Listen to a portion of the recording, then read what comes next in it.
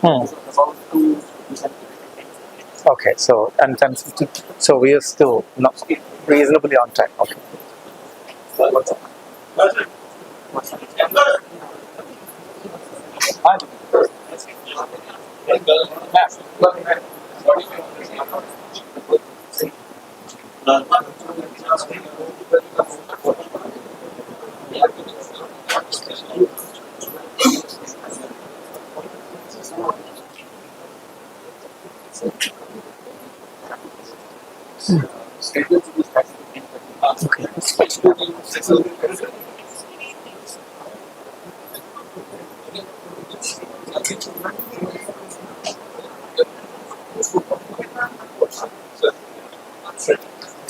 It's also being live streamed, is it? Yeah. It's being live streamed. Okay. Oh, I understand.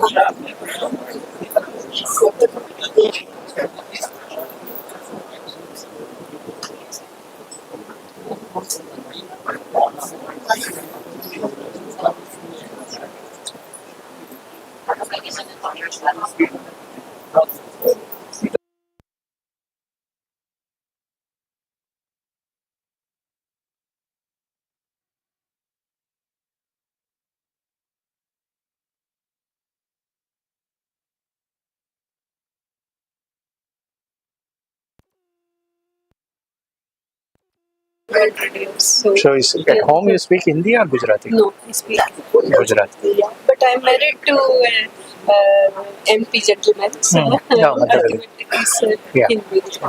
So that we work with shape memory a lot. Yes. A lot. So right now we have received a DST project. We are developing a processes for BOL bodies. So one of the actuation was through server, but the other one is through. I thought that because this, I got to know about the wonderful characteristics of SMA through some papers only, and we tried to actuate it for bending the finger, unidirectional bending of the fingers. So we tried SMA. Now our paper got rejected from census manager, saying that you are not working on the training of actually.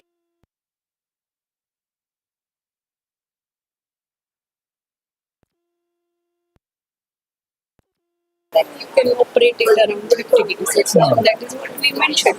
But now,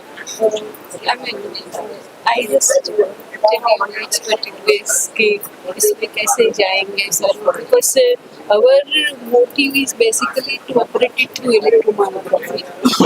We want sensor. So radiography sensor is there. Yeah. So the reviewer comment was that you didn't train. No, but what is the criteria that you have? Now that criteria of training the SMA wire was fully guided by the manufacturer. Yes. But wire training is well established. Would you mind sending, because I have one guy who's actually, postdoc who is actually doing elastocaloric effect, because when there is heating and cooling, the thermodynamic cycle. So I'll ask him to. Yeah, sure. Share me your number if you don't mind. Yeah. Otherwise, I'll give you a number. Yeah. Email me. Anyway, paper. So. Yeah. Because this was a new file, we have already developed this. Yeah. It is working on biological signal. Now our project is to work through brain signal. Okay. So for that we are training the brain signals from brain, because everybody feels differently and the frequency range is different. Yes. So we have to filter some of them. Okay. Please send it. I will ask, and comments also you send. I will ask my sister. He is actually, I did quite a lot of work some time back. One of my postdocs is shape memory guy, so I'll ask him to look at it and say, help you with paper. Yeah, sure. So I am a more of a materials person. So I understand. yeah. So Actually, my husband, Dr. Sharma, who is MTech and PhD both from IIT Bombay, he is also working on functional degraded materials, that is composites, stress analysis, or okay. theoretical parts, that is computational. Okay. With who did he do this? Ukadgaonkar sir. Oh. Vijay Ukadgaonkar sir. VU. Long back. He was a first Indian ASM fellow. Professor Ukadgaonkar. He was in IIT Bombay. Okay. I will send you some Okay. Okay, mail sure. or Sure. Mail you can find, right? yoram@ntu.edu.st. take it from mail. Yeah. Yeah, Mayur or yeah. Or you can write it down, satviku@gmail.com. I'll just bring. Yeah, sure. Thank you, sir. Thank you.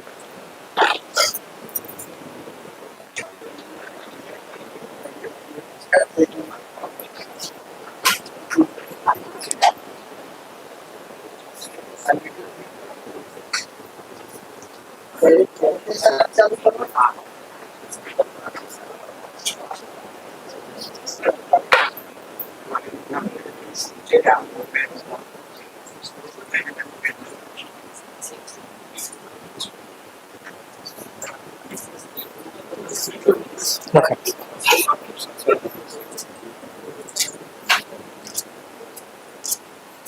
I got you. I, You can give me mail again. yeah. It's SATWIKU. W Satviku@gmail.com. Okay, sir. I will send you that comments and Yeah, I'll ask my thank you.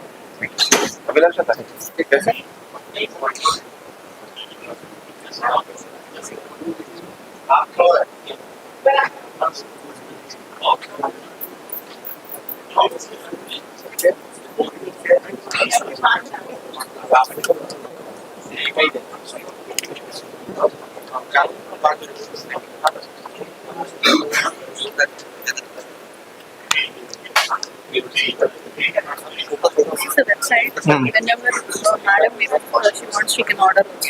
No, it's okay. This is the thing. But so Banaras silk and all are much cheaper than this, is it? Banaras is cheaper than this. Yeah. If we go to Banaras, it is much cheaper than what we get in Hyderabad or something. Yeah, I got that way. These are very expensive. These are very expensive. This one and here, last time వచ్చినప్పుడు ఇంకొకటి ఉంది ఇక్కడ రెండు ఉన్నాయి bandhani I think bandhani is not this expensive. ఇది pan patola అంటే పట్టు వచ్చి పట్టుతోనే వేస్తారు. ఈ డిజైన్ కి ఎక్కువ డిజైన్ ఎక్కువ అయ్యే కొద్ది ఈ డిజైన్ కలర్స్ ఎక్కువ వచ్చే కొద్ది రేట్ పెంచేస్తా ఉంటారు. అలాగా పైతాని ఒకటి అది కూడా బాగా అది షిరిడి దగ్గర అది కూడా బాగా ఓకే ఓకే అయితే చూద్దాం. అండ్ ఈ చీరలు కొంచెం అంతే బాగుంది లేకపోతే కొనలేం కదా. Need to really have that look ఉండాలి. అది ఖర్చు పెట్టి అంటే అది వస్తాయో కూడా లేదు. ఓకే 50,000 మంచిది వస్తుంది సార్, మంచిదే వస్తుంది. 25 కన్నా వస్తుంది సార్. పెట్టద్దా ఫ్రీక్వెంట్గా కట్టుకుంటుంటే ఓకే, కానీ అది ఒక మనిషిని కట్టుకుని ఇంకో మనిషిని కట్టుకోవాలి. వీడియో కాల్ చేసి అని మా ఎయిమ్స్ ఓకే ఇంకొకటి ఏమవుతుందంటే తను చెప్పింది ఇక్కడ వీళ్ళందరూ పొట్టిగా ఉంటారు. 5'2", 5'3" ఉంటారు. అందరు చీరలు వచ్చి చిన్నగా ఉంటాయి, పొడుగు ఉండవు. లాస్ట్ టైం నేను ఒకసారి లక్నో వెళ్ళినప్పుడు చికానీ వర్క్ ఉంటుంది కదా, ఆ డ్రెస్ అలాగే చికెన్ కర్రీ అది తీసుకొచ్చాను. అది ఇంకా అలాగే ఉంటుంది. బికాస్ సో బికాస్ చిన్నది చీర. నేను చూస్తాను. ఇది పట్టువి నెర ఉంటుంది సార్, బాగుంటుంది. బాగుంటుందా? వాళ్ళని ఒకసారి ఇక్కడ పెట్టుకోమని చెప్పండి. వాళ్ళు పెట్టుకుంటే కనీసం ఇక్కడ దాకా వస్తే ఎవరి హైట్ కన్నా సెట్. ఓకే చూద్దామండి మీరు ఇచ్చిన డబ్బులే వెయిట్ చేసేసి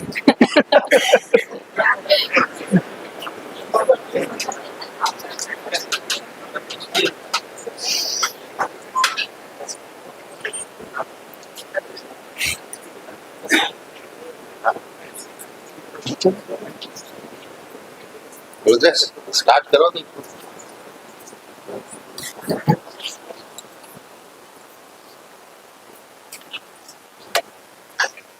now okay, we are about to start the schedule now. I request the audience to switch off their mobile phones. So welcome all to this first session of the conference. This will be the keynote address by Professor Udrashta Ramamurthy. He is working as professor at School of Mechanical and Aerospace Engineering, President's Chair in Mechanical and Aerospace Engineering and Material Science and Engineering at Nanyang Technological University, Singapore. He has a wide experience of teaching and research about which we have already heard in the inaugural ceremony. So, without further ado, I request Professor Ramamurthy to deliver the keynote address on the topic of metal eligibility. Thank you. Good morning, everybody. It's first and foremost, I would like to thank Professor Singh for inviting me to this conference. Can you hear me loud and clear in the back? Okay, very good. Thank you very much. I also want to thank the faculty and the administration of Nirma University for inviting me to this beautiful campus, wonderful hospitality, and this is my second visit to Ahmedabad, actually state of Gujarat, and I'm very impressed, except for the heat, obviously. All right. We have been working. I'm a metallurgist by training, and quite a lot of on different kinds of metals I've been working. But for the past decade or so, we started working on additively manufactured metals. And what I will try to do is go through those things. First few slides are mostly introductory. Many of you may have seen it. Please excuse me for those because the idea is this talk is to some extent for the students in the back benches. Metals are arguably the most important materials in the human history. So that is no doubt about it. Why is this case? Why is the case of metals are so important? In fact, this tells you that even our human civilizational development is divided into metals, different ages on the basis of Bronze Age, Iron Age, etc. Right? So, why are metals so important? Because metals are easy to work with. What I mean by work with means you can shape metals into different components, right? In a very intricate shapes, like your jewelry that you're wearing, to very large components, for example, a wide-body aircraft, Dreamliner, etc. So, and this, as Indians, those of you would be very proud that actually Indians are the ones who mastered metallurgy quite well in advance. So, ukku that used to be made in northern Hyderabad, those regions, is wood steel. The steel that used to be exported, and Damascus steel, etc. That used to be very precious, for example. Okay. All right. So metals are very easy to work. You can make all kinds of shapes with them, and they are also tough. That is very important, right? So let me, ask you here, what is the difference between a civil engineer and a mechanical engineer? Both deal with stresses, right? Design of structures, so common things, everything. But civil engineers design structures that are static. They don't, of course, when it comes to earthquake, they may be moving a little bit. But mechanical engineers devise structures that are mobile, cars, aeroplanes, etc., etc. Right? Civil engineers deal with the brittle material, concrete, and they reinforce it just to get some toughness, but mostly in compression, right? So, whereas mechanical engineers can't deal with brittle materials. You need certain amount of toughness because you need damage tolerance. That's why we only deal with metals, mostly metals and alloys. That is the case. Okay. So you can also drop them without breaking them. Okay. And this is the conventional manufacturing methods, rolling, casting, rolling, forging, etc., etc. These are all there. And as a result, metalworking industry is seen, just by looking at the pictures itself, is seen as, somewhat dirty, very noisy, etc. So when I was studying metallurgy, there were no girls in my class, because this is not something that, it's not a factory floor that many people would be interested in working on. So, in these metalworking processes, there is an additional advantage. So here, this is a super alloy. Can somebody turn these lights off in the front at least, please? So So if you look at it, right, what you have is very inhomogeneous or heterogeneous microstructure. The grain structure you can see, right, very fine here. These are all columnar, etc. So when you do metalworking, right, after you cast the metal, you typically do rolling, forging, thermomechanical processing. You basically homogenize the microstructure. Okay, so this is, for example, a Ti64 alloy, titanium alloy. So in the as-cast structure, you see the microstructure is very coarse. This is 5 millimeters micron bar. So you can have grain sizes that are 2 millimeters, very large. Typically, in most of the steels or alloys, you will have in micron length scale, 10 microns, 20 microns. Right, 1,000 microns is a millimeter. So here you have 2 millimeters. So when you take this as-cast ingot and you do subject them to these kinds of processes, I won't go into those. These are basically, you heat it and then beat it. Right, metallurgy is heat and beat technology, by the way. This is, you've seen, right, goldsmiths and blacksmiths, they do this, right? Blacksmiths in particular heat the iron to high temperature and make all kinds of shape, heat and beat. So what happens is the microstructure gets homogenized and refined. This is the thing that happens. Okay, so now, why am I yapping about microstructures? Because microstructures determine properties, and microstructures, these are, albeit a very few examples, the microstructures are vastly they vary quite a lot amongst them. And microstructures determine the mechanical properties, right? So this is the thing that we all really worry about. Okay, so when a mechanical engineer tries to devise something new, right, they all worry about this mechanical performance. So whether this is the most modern vehicle or very old vehicle, or an automobile. So if you there is a Elon Musk in the most, they have this super heavy, they call it, which they want to send it to Mars. So they used actually 304 austenitic stainless steel for the thing. He says you don't need to paint it, and it's a stainless steel, not composites. And there is a beautiful 10-minute video. He explains why. I hope all of you know who Elon Musk is, right? So he explains why the steels are nice, because they want a reusable vehicle, and then it should not fall apart. It should be, composites. If they catch fire, that's the end of the story. So you think that the most advanced vehicles you would want to very advanced composite materials. No, steels are still very nice. Okay, so the microstructures determine the mechanical performance, which is what mechanical engineers do worry about when they design structures. And then the processing determines the microstructure. Okay, so if you understand these connections, right, how microstructure influences mechanical properties, so then somebody from mechanical engineering department, Professor Patel here, comes and says, look, I want to design this beautiful structure. These are the mechanical performance metrics. It should have this much modulus, yield strength, fracture toughness, yada, yada, yada. Then I go back and say, this is the kind of microstructure you want, right? If I want to get this kind of microstructure, what should be the processing steps that I have to take, right? So this is what we spend a lot of time in understanding, okay? And why is it important? Because you change the processing conditions a little bit, right? The microstructure changes, as a result, properties change. So early on, our guest of honor mentioned, right, the CIB to aluminum addition technologies, right? It all looks simple. Even advanced steels, if you want to get, composition is easy to find, but the processing steps are not easy, right? There's small changes that they don't tell you. Recipes are very important, right? So those of you, Professor Patel knows that I'm a foodie. I was talking a lot. So if you're making a nice Gujarati curry, let us say, dish, right? There are ingredients that you have to add at specific times. You just take all the ingredients and put it in one. You'll make a khichdi, but not necessarily a good one, right?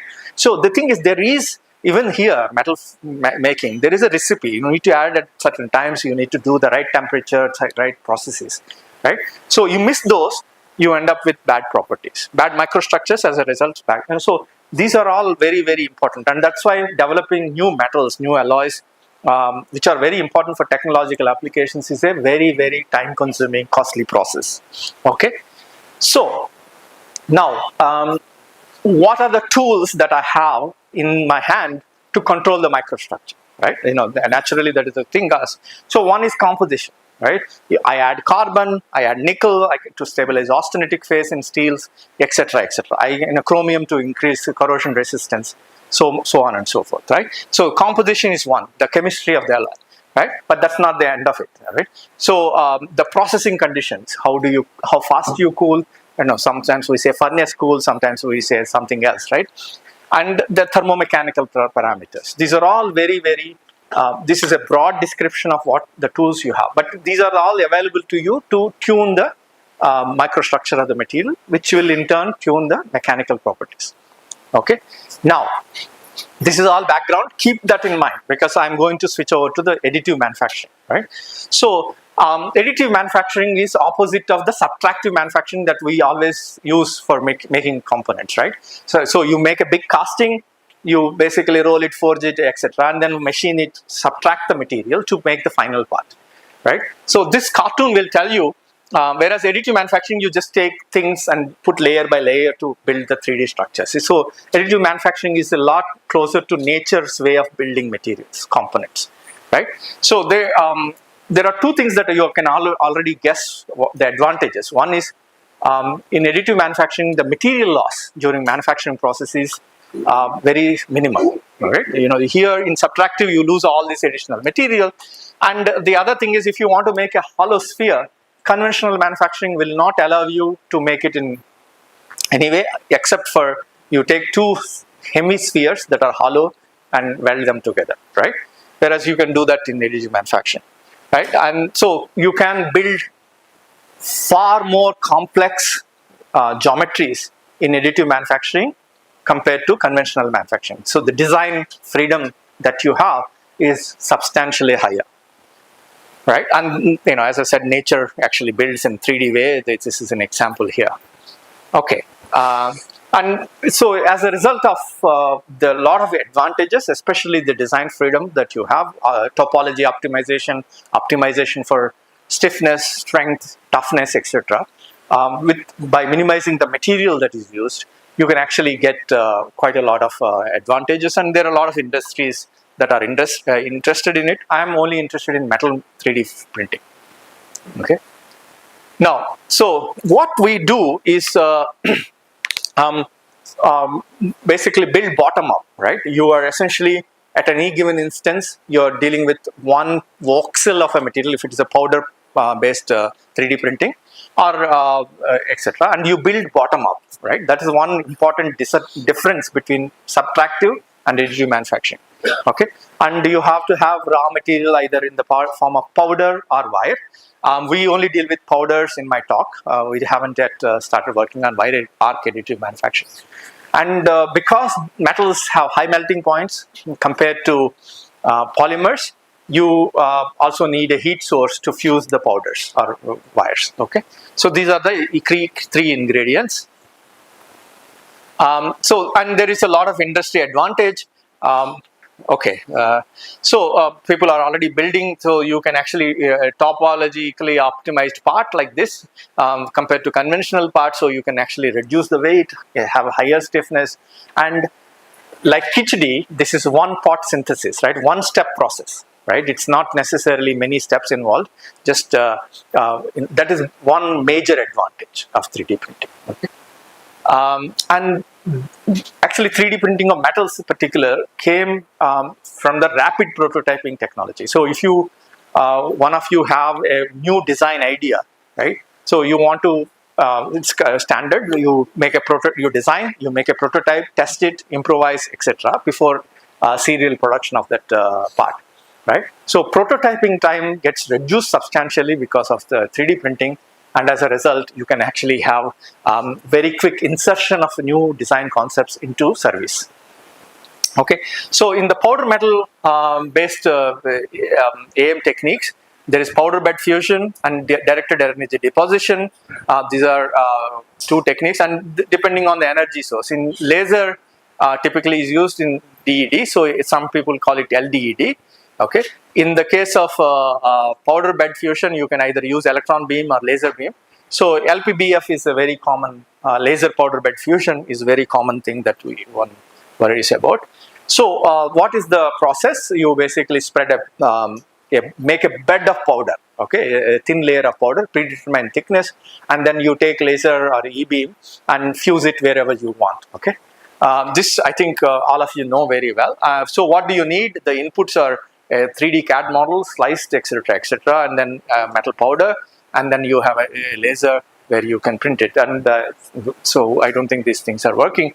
In the electron beam technology, what you use instead of laser is E-beam. It's much faster. You have to do it in a vacuum, so you can actually do where cleanliness is very important. Oxidation of the alloys is problematic. So super alloys, for example, are most preferably manufactured using LPBF technique.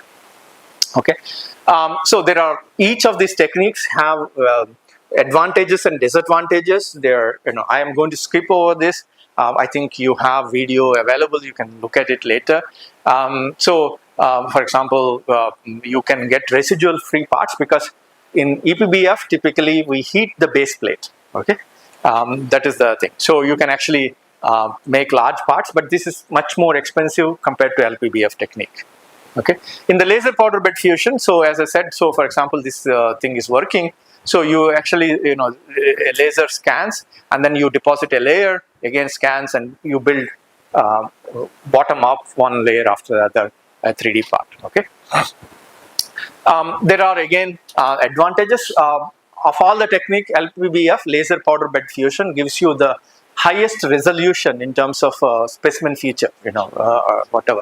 So you can actually build thin-walled structures. So I was talking to a Boeing executive sometime back. So one thing is, if you have already an engineering component that is being used, right? If you are saying, okay, I have this new production method to make it, it may save me a little bit of weight and replace it. They are not going to do it because still this is still a costly process. So you need to bring additional advantages, right?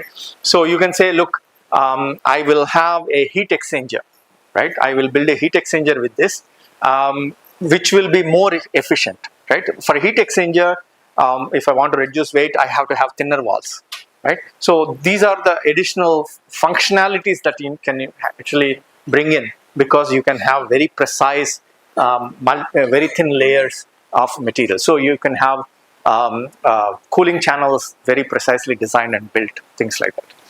So we'll have so this is one of the advantages of thin wall structures.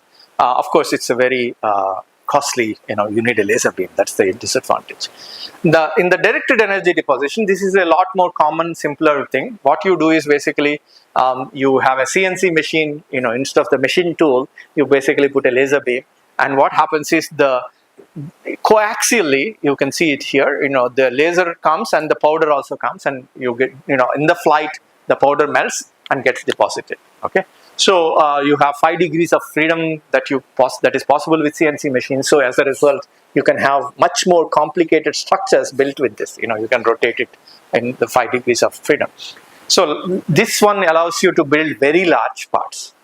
So there are actually some California company which actually builds whole rocket casing in one shot with this technique. Okay.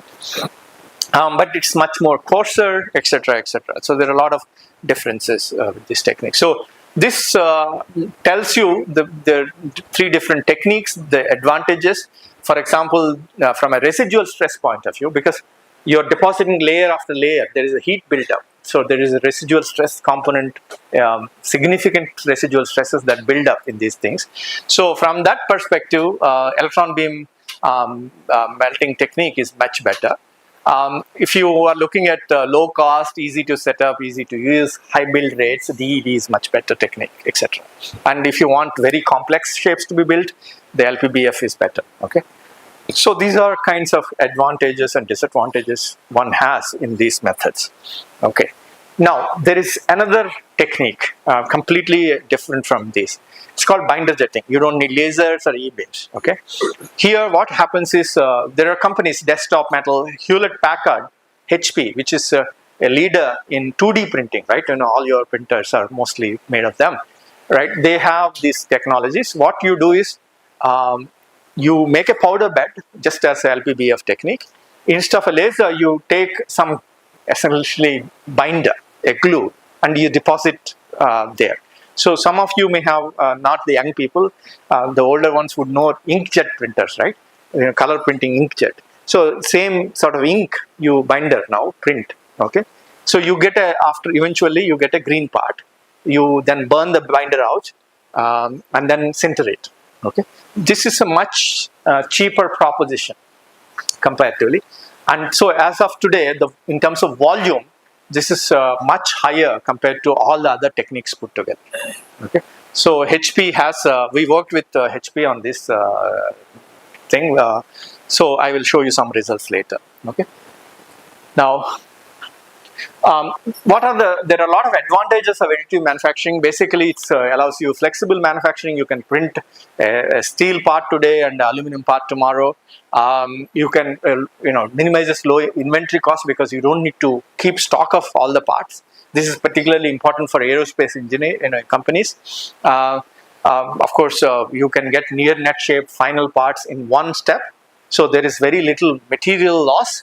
So this is what they call excellent buy to fly ratio. So if you, for example, titanium is extensively used in aerospace industry, right? So if Boeing buys 100 kilos of titanium or Rolls-Royce buys 100 kilos of titanium, the final part will not be more than 15 kilos, right? There is a lot of loss of material in machining, in forging, etc., etc., right? So here, if you buy 100 kilos of powder, most likely the flying parts will be also 100 kilos. So this is what is advantage. So this is where some of the cost will be offset. Okay, I already mentioned about rapid prototyping, also functionality, and so this is a myth. Manufacturing cost is still very high, but some of these things offset those things. Now, as a result, that this is digital manufacturing. This is also seen as a fourth industrial revolution, a key part in the fourth industrial revolution. Okay. Now, so there are questions to ask, right? Whenever you come with a new way of manufacturing anything, they will ask these key questions. So first one is benchmarking. Okay. So if I'm saying that, oh, you are already using this part, I want to replace it with a 3D printed part. So you have to say, okay, this part is good compared to this, right? How good the 3D printed part, okay? And the proof is in the pudding, right? How good that is. The second one is there are so many different 3D printing technologies, even for metals, right? So which one is the better one? Is the lowest cost one always the better one, or etc.? Okay? So the final thing is porosity. Now, whenever this is not applied to wire arc additive manufacturing, but powder based one. So powder metallurgy, we know that anytime you use powders, you always will have porosity, right? Pores, right? These pores are deadly from fatigue perspective. Okay, so if you are going to use a one-off, if it is a rocket that's only once used, it's okay, no problem. But if you are going to use it again and again in a washing machine part, a car part, etc., right? Then the pores will act as crack initiators under fatigue loading. Okay, and then the life of the component will be very low. So structural integrity aspects are big problem for this. In fact, this is still not overcome, right? So as of today, the parts that are 3D printed parts, although there is a lot of investment all over the world, certification is a big problem. Qualification is okay. All the parts are being used are static parts, not rotating parts because of fatigue issues. And of course, there is microstructural design part. I'll talk about it later. Okay. Now, I already mentioned this, right? So, in conventional manufacturing of metals, right, microstructures are very critical. And for tuning the microstructures, for designing the microstructures, I told you all these three tools that I have: composition, okay, and then I have processing conditions and thermomechanical processing. Right? Now, I can still vary the composition for 3D printed parts, but the other two are not there. Right? So, this is a major challenge. Right? The thing is, I don't have the kind of design freedom, the degrees of freedom available for my designing microstructures, not component. I don't have it. Okay? So, this is a challenge, but we have other avenues to tailor the microstructures in these materials. And hopefully I'll show you that. All right, I think Dr. Singh asked me, this is the title of the talk I gave, I will come to it. So now when you 3D print the parts, right, the mechanical properties are very different. Again, the chief guest mentioned about mechanical performance, right? So these are the things that will determine whether a component gets used or not. Right. So all these properties are what we need to look at, and I will just go through them very quickly for you. Okay. So the first work when we got in is this. Actually, this is a die-cast alloy. So I hope he was here. So this is aluminum 12 silicon. This is when you add about this much silicon, you get to the eutectic point in the phase diagram. So it's the lowest melting point material. Lower melting point means higher the fluidity, easy to cast. So if you take your car engine or bike engine, most likely it is made of this alloy. Slight variations, magnesium will be there and all that, right? So when we looked at the mechanical properties, we did tensile testing, parallel and perpendicular, etc. What we noticed, so the same alloy, if you take in the cast form, its yield strength is 100 MPa. UTS is 200 MPa, and it has about 10% ductility, right? So, this is why it's used.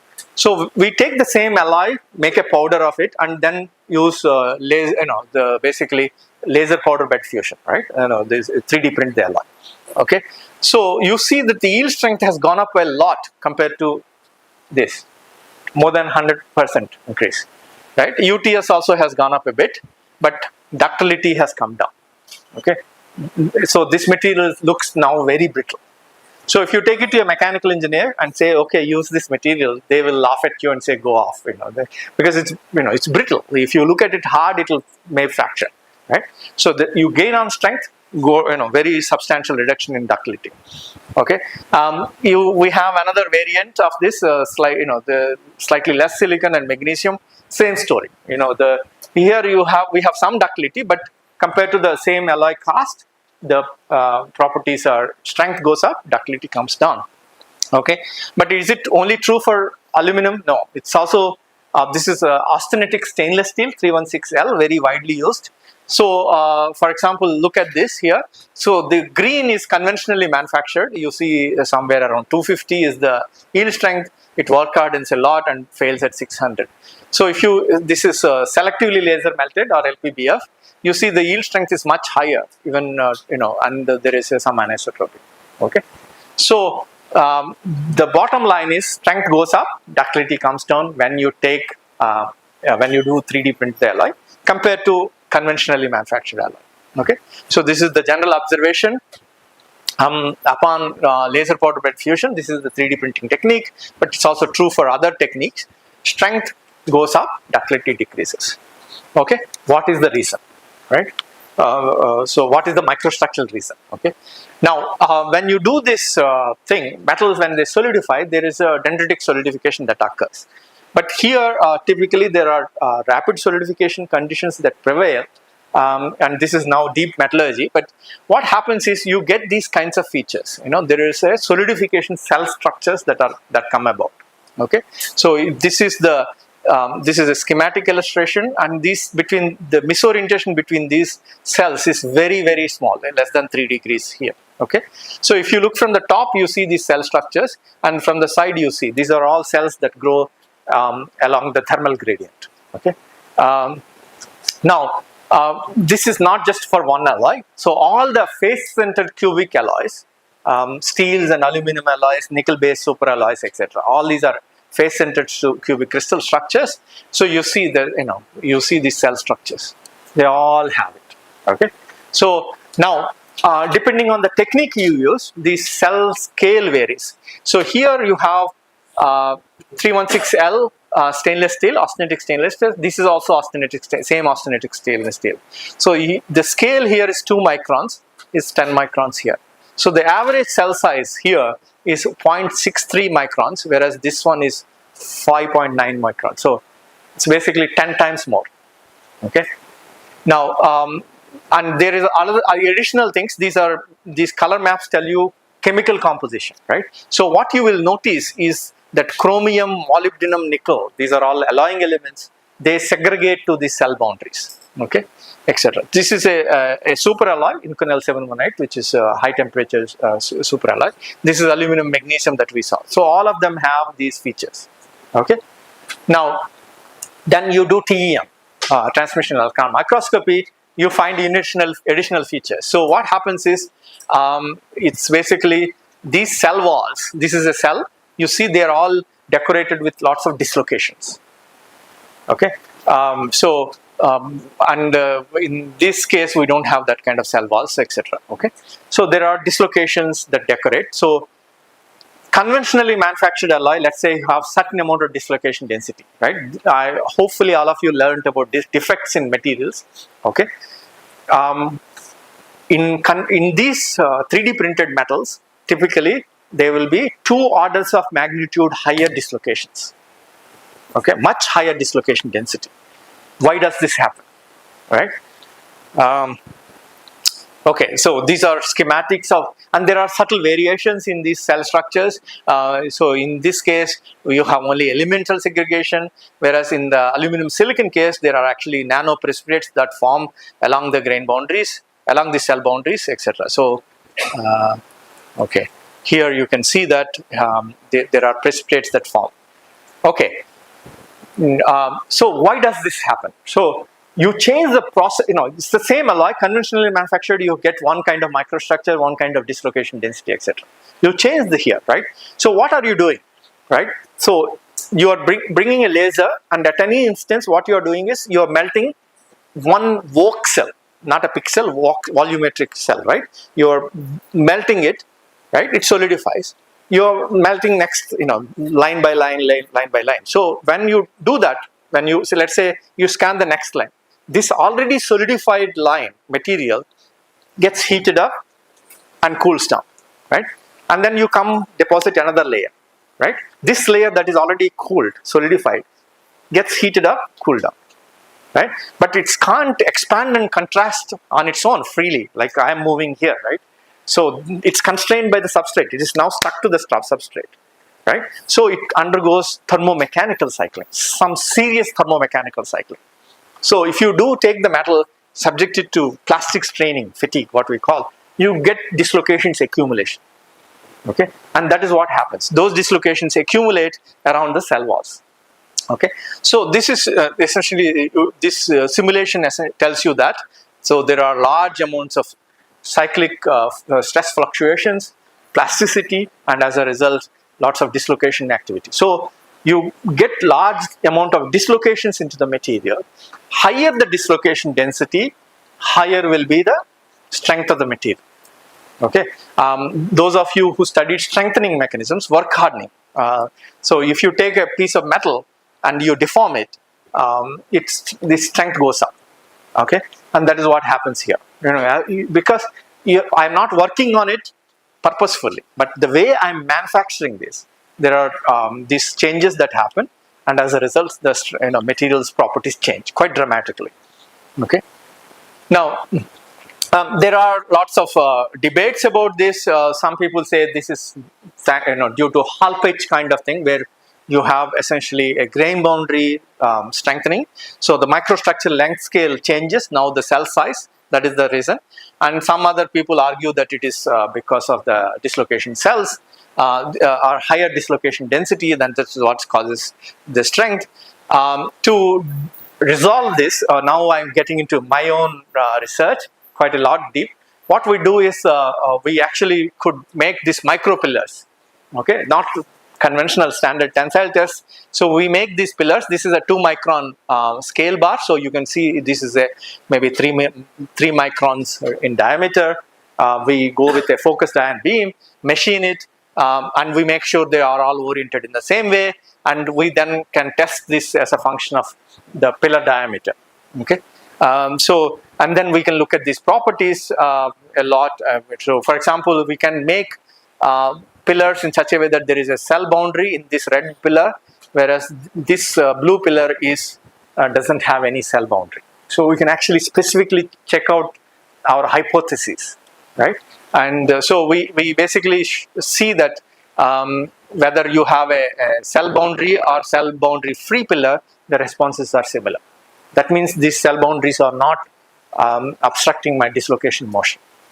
Okay, so we could do. I can send you the papers, or you can go to my Google Scholar page, and so we published something like 150 papers in the last 5-6 years on this. So I won't go into that will be not Ramayana, Mahabharata, So now when we basically look at aluminum silicon, there are nanoscale precipitates. You can see the cells nicely here, and then we get like bulk rate like response, because here there are precipitates of silicon along the cell boundaries.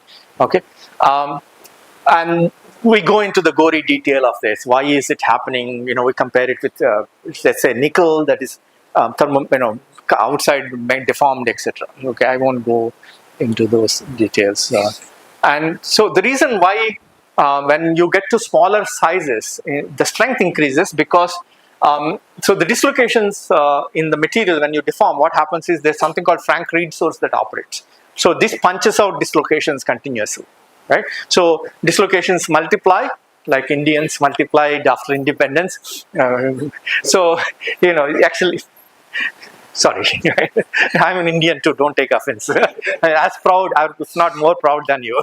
So, so what happens is, if you take a well annealed gold piece, right, and hit it with a hammer, the dislocation density goes up inside the material. This is this is what causes work hardening and strengthening, right? So the mechanism is for these kinds of sources keep punching out dislocations.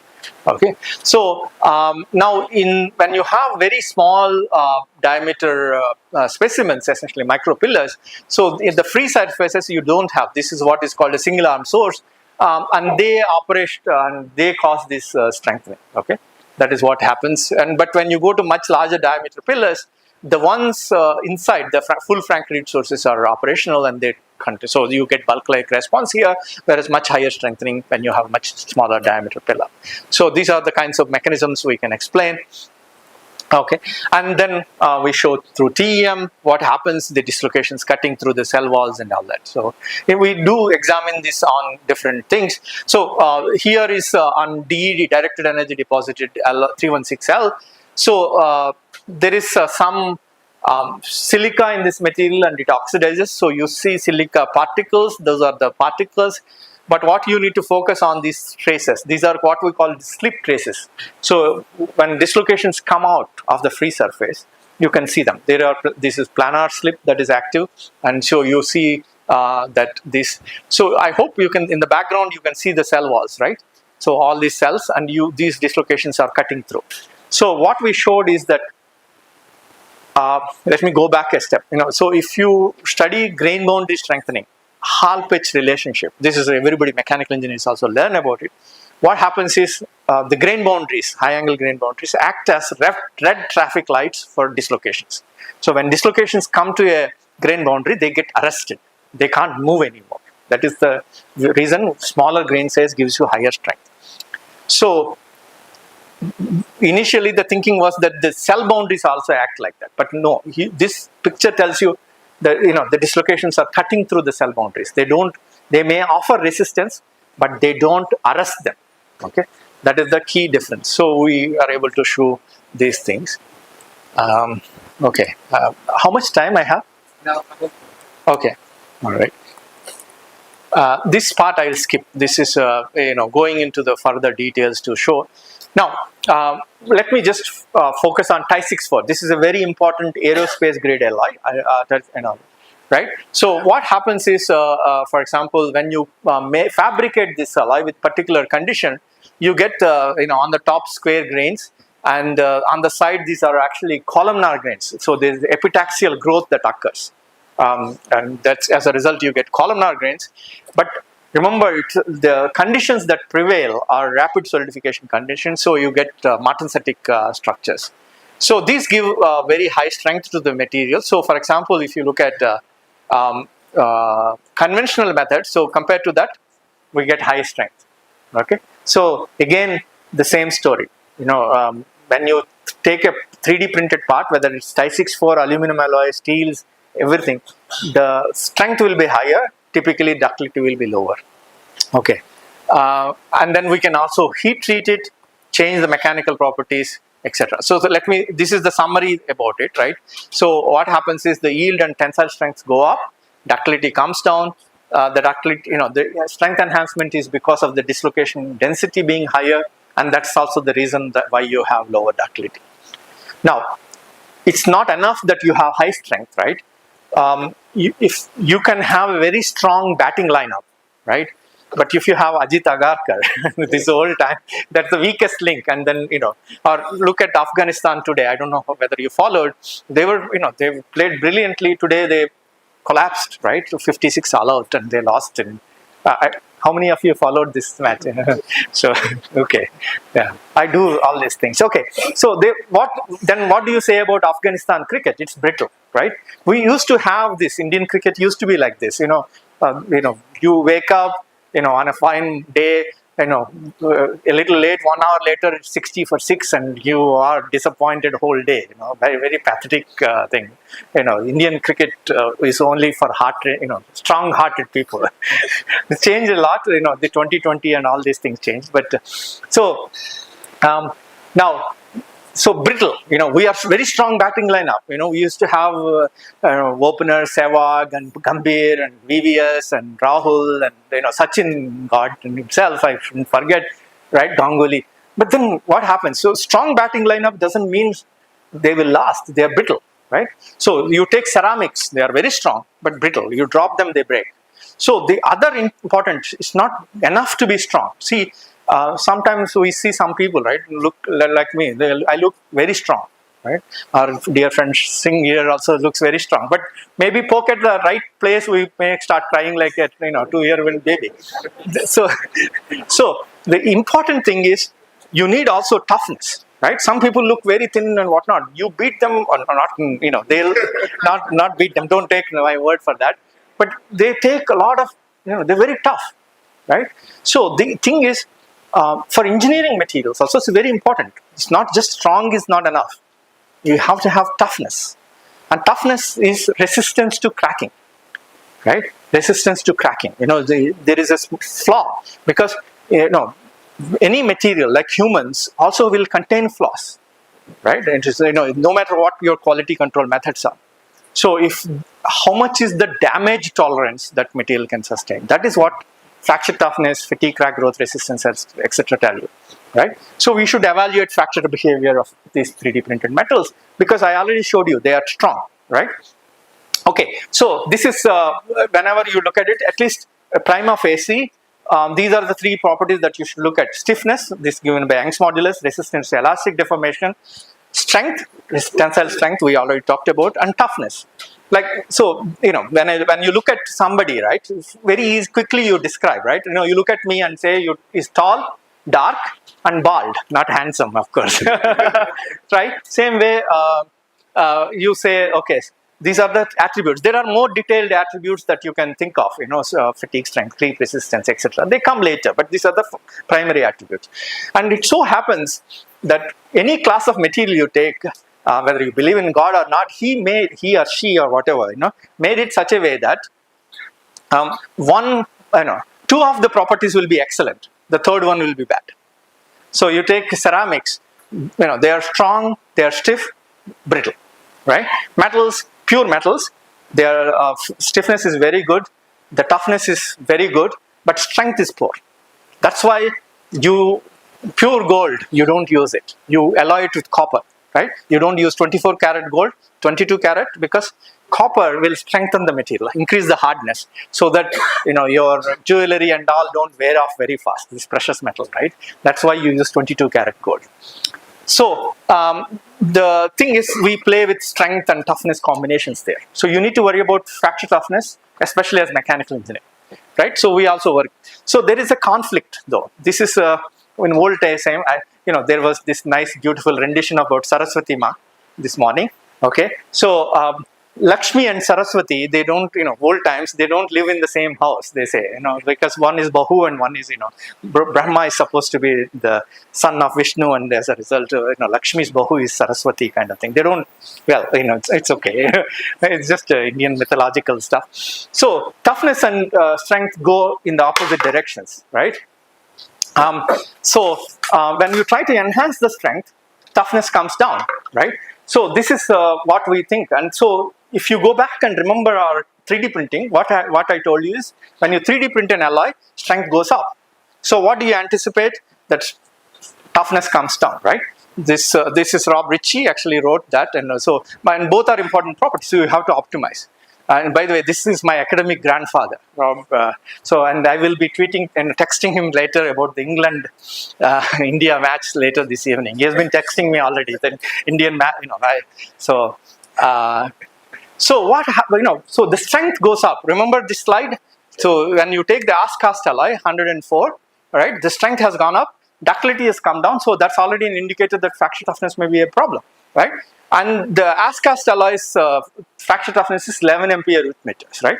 So we were thinking that, this material's fracture toughness will be 1 or 2 MPa root meters, brittle as glass.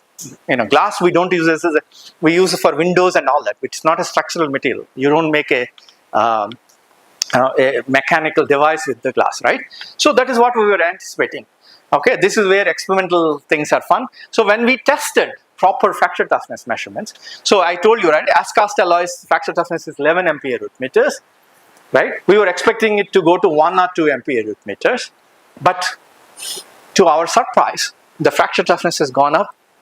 Not, it's not 11 MPa root meters, it's actually gone up, not by 100%, but by 400%. Look at these numbers, right? It's much more anisotropic, but fracture toughness has dramatically gone up, which was sort of a very surprising result to us as such. Okay, so why does this go up? Okay, so go back. See, in conventional manufacturing, it's a top-down approach. You make a bulk, machine things up.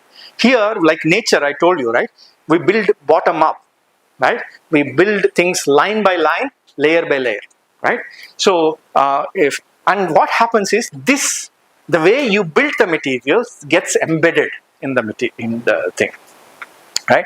So yesterday I had a nice jalebi. The way you make that design will be there inside, how handy or crafted the person who is spreading. So now these are the scanning strategies. So you see, this is a mesostructure I call. Okay, you see how you build. This is one cross section of a laser track. So overlapping laser tracks, and there is a 73-degree rotation. So this gets embedded, okay, in the material. Okay, so what happens is when a crack comes through in this right in these hatch boundaries, there is a silicon that decorates. Okay, silicon is brittle material. What happens is when a crack comes to this, it thinks that let's say a crack comes to this point, it dives down because there is a lower resistance path, right? Like our students, path of least resistance is what cracks also like.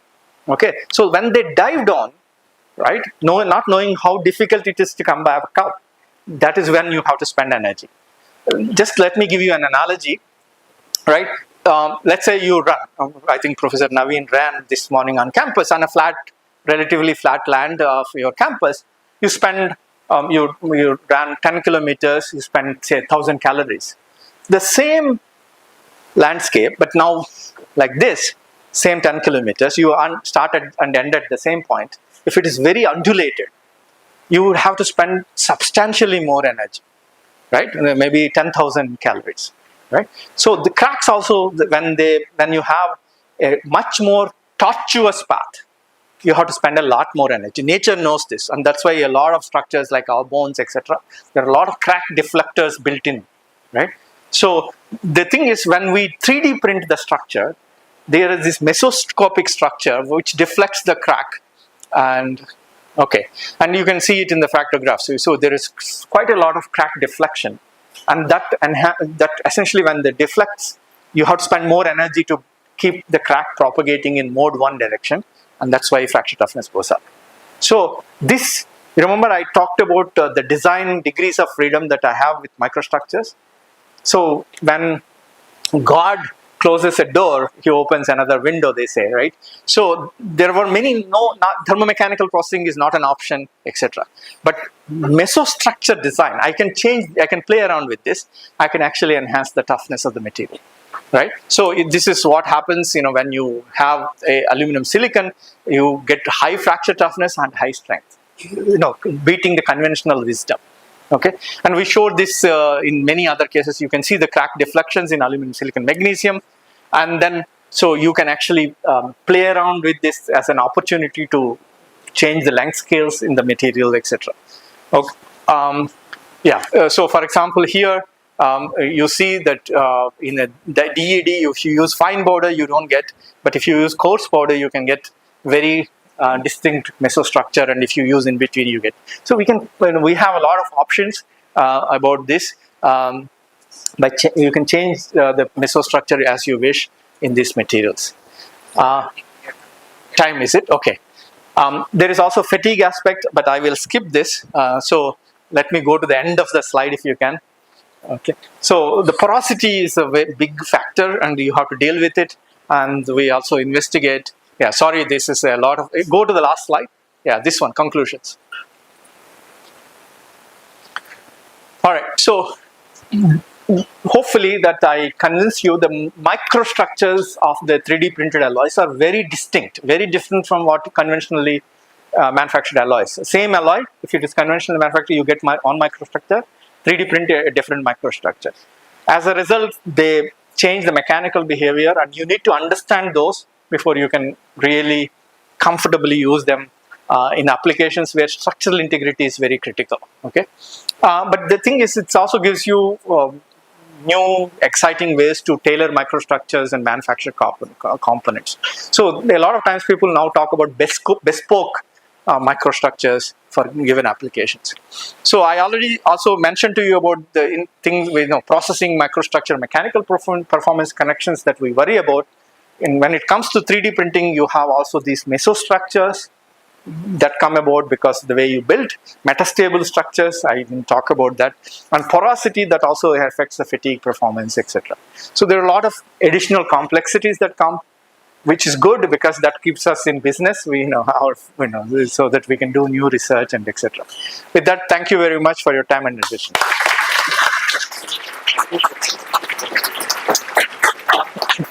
So I request a member of audience to ask any question if they have.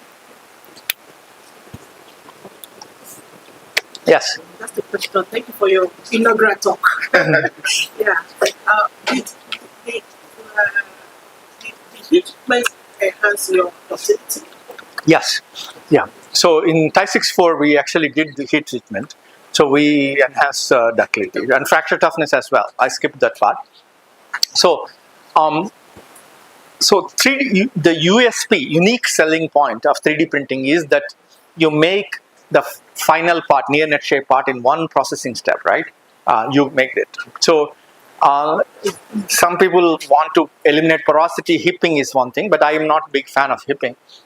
But heat treatment, I argue, is not a bad thing. You need to anyway heat treat for two reasons. One is to eliminate residual stresses.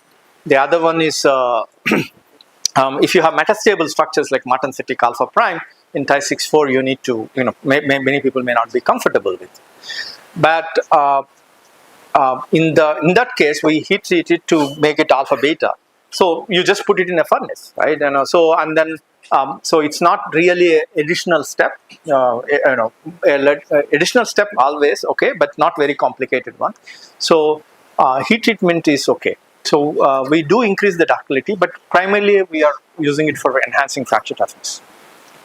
Yes, ma'am. Sir, regarding the DD technology, if we compare it with video of 3D printers, do we see the same behavior? No, or it's ductility? no, it's very different. So the DED, so in laser powder bed fusion, we use finer powders. Layer thicknesses are much smaller. In DED, the layer thicknesses are much coarser. You use coarser powder, much coarser also. As a result, the microstructures are different. For example, in 316L, dislocation density is somewhere between an LPBF alloy and a conventionally manufactured alloy. So the properties are different. So that is why there is no one answer to everything. So if you, for example, if you take one alloy, one method, you get one kind of properties. You have to study. Unfortunately, there is no generalization. Yeah. Yes. Does the initial microstructure plays a role in deciding the final properties? Because, like for example, there is a technique for ICMPC. You take Yeah. There is so unless really you take it to very high temperature, there is some that memory kinds of things. In fact, we have a paper titled "Cascading of this." So even if you heat treat in a Inconel 718, which is actually you have to heat treat because you have to age it. So there is the cascading of that microstructure. So the way you built it, that memory is there. All right, it's not going to go away. So unless you sort of almost take it to very high temperatures and stuff. Yeah. I have one more question. The microstructure will enhance around the thickness of the part. Yes. Layer by layer. Yeah. So when we are doing the microstructural study, from where we are taking the segment? So we make sure that it is not the case, but some parts what happens is from the bottom to top, there is a significant variations in microstructure. So, but because essentially what happens is the heat gets built up. It's not all dissipated. So, progressively as the heat builds up, in the thing, there is a microstructural variation. You need to worry about it. So, this is another important reason why I think 3D printed parts are not extensively used, because there is a certain expectation from end user. If I bought a piece of material yesterday and 5 years later, I want same consistency, right? But there is some variability, from machine to machine variability, day to day variability, etc. And that is something that we have to get a good handle on. Even there is spatial variability, as what you are talking about. In our studies, we make sure that we are okay with that. Yeah. Yes, sir.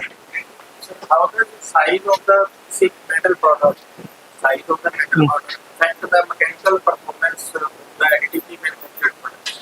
So the size of there is an intermediate step. So what happened is size of the powder affects the microstructure, and then microstructure affects the part. Right? So in fact, I quickly showed coarse powder and fine powder, right? I get the very different microstructures there.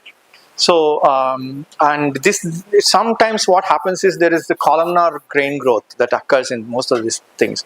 So, if you have coarser powder, you could get more equiax structures and all that. So there is powder size effect very definitely. Right. In fact, we have a nature comm in this very aspect on 316. Yes, somebody from there. Yes. So, given the same parameters in the same process, is porosity predictable? Is it consistent? It's consistent. Predictability is still, not gone to the stage where we can really predict the porosity.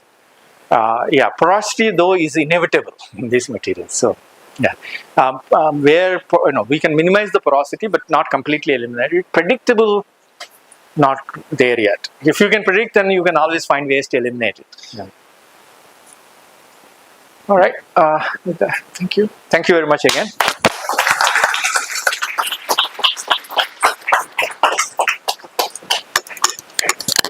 Thank you, sir, for the knowledge session. Actually, I can relate to the analogy which you gave. I teach this basic course of material science to semester 3 students here. So I give the same analogy that don't be very strong on Because if you are very strong, that means your hardness is very high, and hardness is surface property.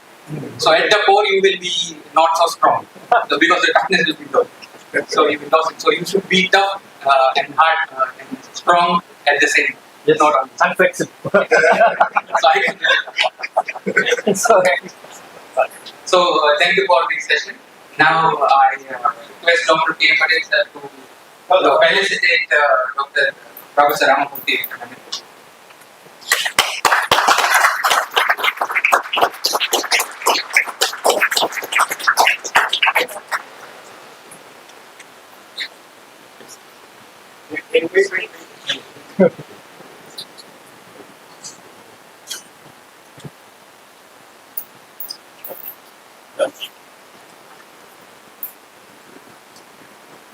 Okay, now it is time to hear from Professor S. Ravi. She is Professor of Mechanical Engineering and serving as the Deputy Faculty Pro Vice Chancellor for Research and Knowledge Exchange at Northumbria University. England University. We all have an England introduction of her and the ceremony. So, not taking much time, I think that we deliver the keynote speech on the topic. Huh? Is it on? Yes, on. I said Live. Actually, they are streaming it live. okay. Or there is a separate mic. So you need to keep both. Okay.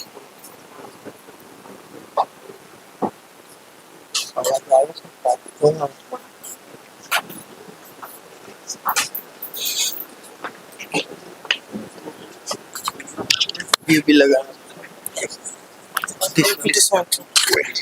Somewhere else.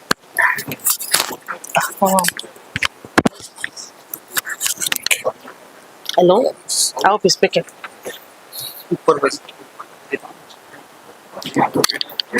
Yes, young. Yes. It is on.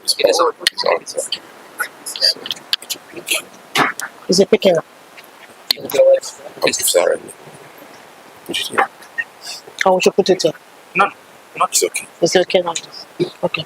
Where is the pointer?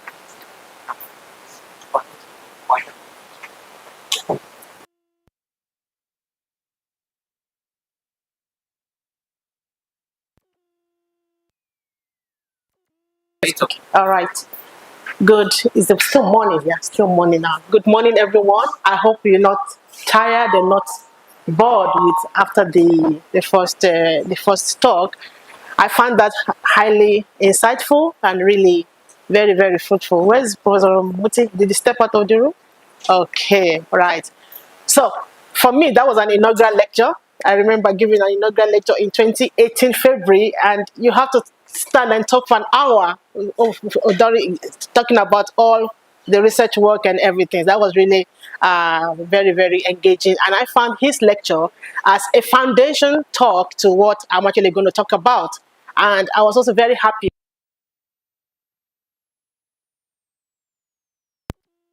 over a decade. And I remember when we were planning for the conference, and I said, when Prof. Sin contacted me to give a keynote, and I said, additive manufacturing. He said, no. I said, why? He said, Professor Ramamurthy is coming.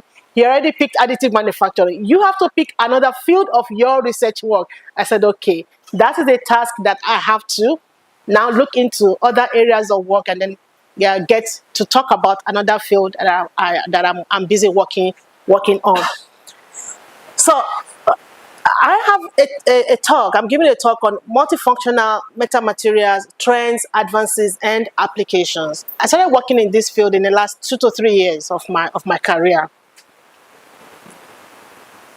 This is the outline of my presentation. I will give a little brief about Northumbria University, give some background and motivation of metamaterials. I'll talk about evolution and market forecast of these special materials, universal applications of metamaterials, trends and advances in the development of the materials, the current work that we are currently busy with at Northumbria. I also talk about the sustainability of the materials. So a little brief about Northumbria University, where I have come from. It's located at the northeast of England, and we have the honor to be the best university in the UK by the Times Higher Education in 2022, and we're very, very proud of that achievement. In the UK, all universities are ranked with respect to research power. Out of the 158 universities in the UK, Northumbria University is ranked as number 25 at the last Research Excellence Framework. So we pride ourselves in the fact that we are highly research-intensive university. And we are also rated as a top Northeast university for sustainability, air-related and rated first class with respect to, that is the People and Planet 2023-2024 award. We are also top 30 in the UK field of friction stir welding, and more into aluminium and also the similar materials, aluminum and copper, most importantly. And post-graduation from 2010 to date, I have conducted a lot of research in the field of additive manufacturing together with my research team, and we've done a lot of work back in South Africa when I was at the University of Johannesburg. And we have also continued the research work in additive manufacturing over in Newcastle. So why I have this slide on is we have participants in the audience who are working in these other areas of research. Feel free to contact me on areas of networking and collaboration. Should you want research visits to Northumbria University, or you want to have any chat or discussion with me while we're still having the conference, please feel free. Let us talk and relate and compare our notebooks. I've also been working a lot in the last 6 to 7 years on thin film materials, thin film coatings using magnetron sputtering facility.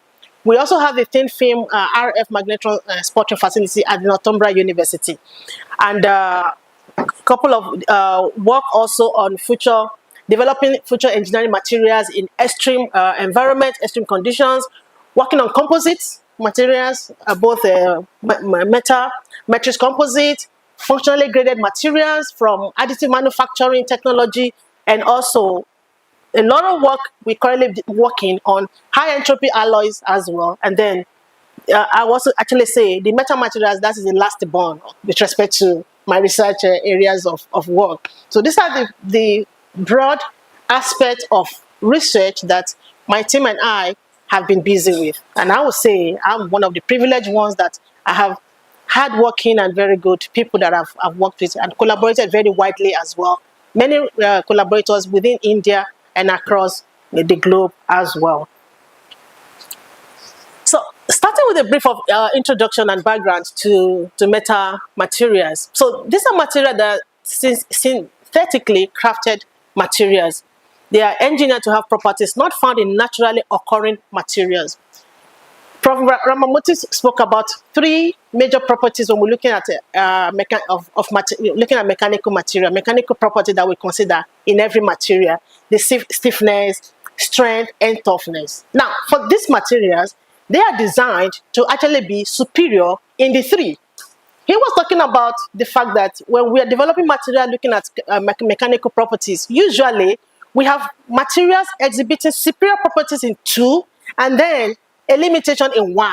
But for metal materials, they have been found to be superior in the 3 of them.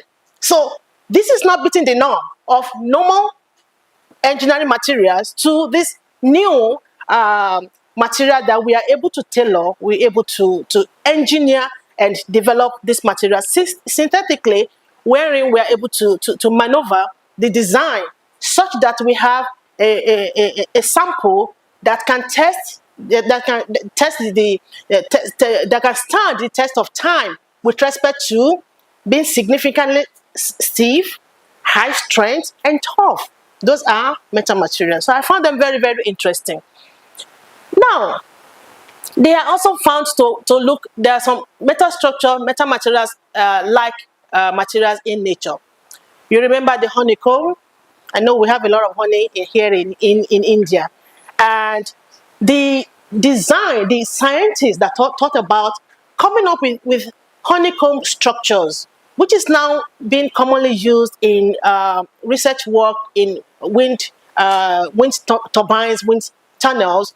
They got their insights from the honeycomb.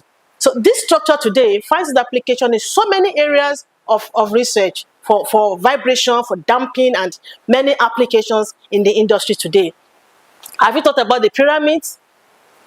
It is still being debated with respect to how pyramids are actually built. So this is happening in nature, and I'm also aware of many research work ongoing as well with respect to how the pyramid came about, how were they built, how did all of this came about. Have you sat down and thought about how the bees actually go about building the honeycomb and coming up with that beautiful structure and all of that? And then scientists, researchers, engineers like you and me thought about mimicking honeycomb structures to come about with building materials with similar structure, and they have been found to be very good with damping applications. So I also have here, talking about nature, the butterfly.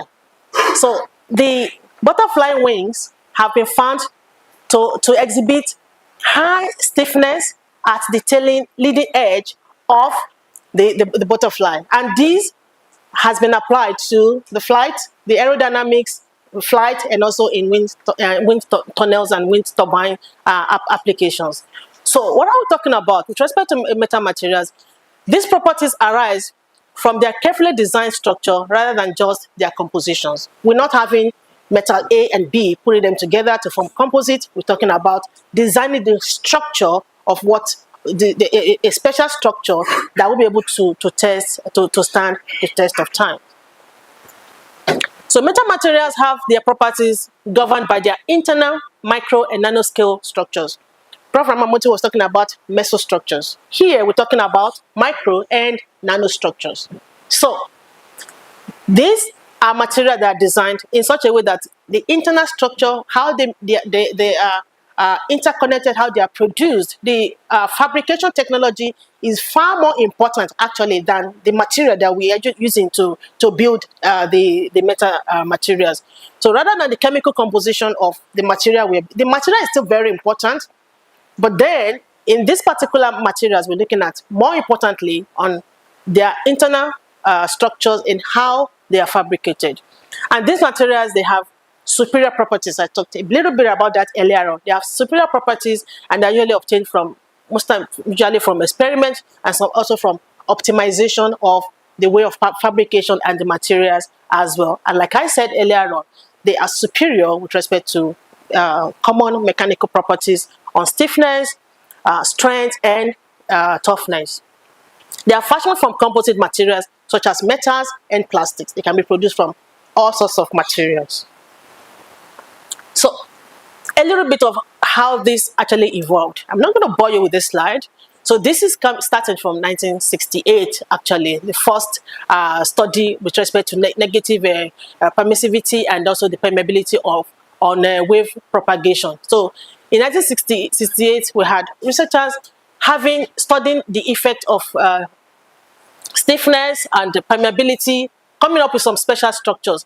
And all of that, there were then further the development, now leading on to when in 2010 acoustic metamaterials were formed, and then dynamic metamaterials were formed, and then that goes on and on until late 2020, 2021, we now have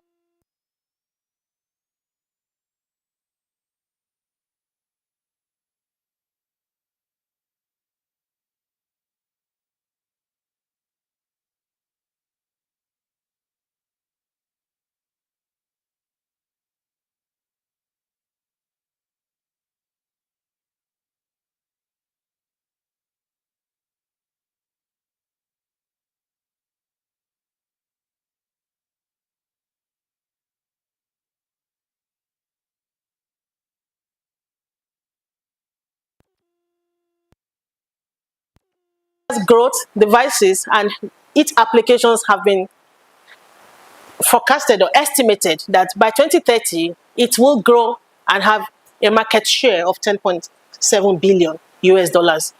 And for me, I believe that this is an area of research that we should be looking into. And at the moment, there are very, very few papers published on metamaterials, metastructures, metamaterials. Very, very few, especially looking into the mechanical properties of these materials. So this is the time to actually jump in and see what's happening there. At Northumbria University, my research team was the first to look into characterizing the mechanical properties of metamaterials. So prior to my arrival at Northumbria University, they were looking at the structure, metastructures, metamaterials in photonics and wave propagation and optical communication and all of that. And then we came in, now we're collaborating, working with the team from the physics department to look at the mechanical properties and complementing how we can look into various applications that these interesting materials where they can be used. So its applications varies from communications, sensing, vibration damping, and others. So for us as mechanical engineers and as material scientists, you will agree with me that you and I, we find ourselves, our research work, in these spheres of influence. And the more reason why I have taken up the challenge to get interested in metamaterials, metastructures. So with respect to the fabrication techniques, so the system that we are using at Northumbria University is the 3D printing technology basically from the 3D printers. So the work we started now, we only use a PLA, and very recently, in the last 1 to 2 months, we started looking into using metallic material, composite materials, consisting of some metallic materials like Ti6Al4V with the PLA to produce some metastructures. I don't have that in this talk, but we're reporting on the work we have done, starting with PLA. So the various ways of printing, after the design, we can use 3D printing or using additive manufacturing from powder metals, or using 3D printing from PLAs. We can also have the self-assembly techniques. This is from the biochemist, having self-assembly harnesses the natural organization of molecules or nanoparticles to form structured material without external guidance, actually. Then there's also been applied as well in the DNA system, wherein DNA molecules are designed to fold into specific shapes and structures, which can then act as template for building metamaterials. A bit more with respect to various methods of fabrications. So electron beam lithography has also been used to produce metamaterials, and also nano imprint lithography. I remember Prof. Ramamuti spoke a lot about the various additive manufacturing technologies, and I will not bore you on that. So the various applications of what we look into when we're talking about metamaterials, after 3D printing, we look at the mechanical properties, the shape morphing metamaterials. Usually, when we're looking at the mechanical properties, the focus of metamaterials with respect to mechanical properties has to do with vibration isolation and energy dissipation. That is where they have been found to apply. However, this is still a developing story, let me put it that way. The applications where metamaterials, metastructures can be used, I can say it is so unlimited. Similar to additive manufacturing that has been referred to as the technology of the future. I can categorically say that metastructures, metamaterials are materials for the future. A lot of work has been done, yet we are still scratching things on the surface because the applications and what these materials, where they can be used, are so enormous. And when we're looking at other applications, like for thermal, we have metamaterials have been applied as materials for thermal flux manipulations, in thermal clocking, rotation, camouflage, and also in concentration. Electromagnetic applications, they have been developed for wave clocking, absorbing in reflection, and also for other wave manipulations. This is a very strong application of metamaterial metastructures, which have been worked on at Northumbria University by my colleagues in physics. They have also done a lot of work in acoustic applications of these materials, developed to control sound waves for acoustic clocking and regulation of sound bandwidth. On this part of the slide, I have various applications of 3D printed metal materials. Using additive manufacturing, you can have mechanical, electromagnetic materials, thermal applications, and acoustic applications. These are some of the applications where metal materials have been used, with having special metal structures in the sole, in sports, shoes. You can see special designs that we now have today from Adidas, Nike, and many of them. These are designs with R&D engineers, scientists looking into how the shoes will be able to achieve what it is meant to do to help when athletes want to run, to ensure that when people land, they're able to bounce and then able to run faster than they're supposed to. And then looking at high impact helmets, these structures have been found to have, because of their high level of stiffness, and they have very good damping properties. They have been applied. They have been used in high impact helmets. Also, they have been found to be very good in tissue engineering. However, this is still developing, highly in the very much in the early stage. And the work we are also doing, we are considering its application for tissue engineering, for biomedical implants and tissue engineering. We're not there yet. 1 or 2 papers have been published with respect to how metal structures can be applied to tissue engineering. And that was part of what I was discussing with my friend this morning, that we will need to catch up to talk about how we can collaborate and look into having metal materials for tissue engineering. Also, in the aerospace, these structures have been found to have applications in the aerospace and also in the space science as well. There are some component parts that are being used in satellite science that are being designed and developed using metal materials, metal structures. The last I have on this slide is in the military, for protective armors for military use, because of their high impact resistance properties. They find very good application as protective armors in the military. So all of this, like I said, these are very few examples of areas of applications of metal structures, where metal materials can be used. So as I'm talking now, I know some of you might be thinking through, looking at the structures, the way the structures are developed, the way they are being made, the way they are being produced. You might be thinking, which area of your research or working with an industry can we have this kind of structures come in to be able to provide solution to an existing problem? Further on applications, I mentioned acoustics and sonics earlier on, microwaves and tetrahertz devices. They've been found to have application in antennas, optics and photonics. This is a lot of research work ongoing at Northumbria University. They've also been found to have applications in medical imaging and sensing, also in energy harvesting and conversion.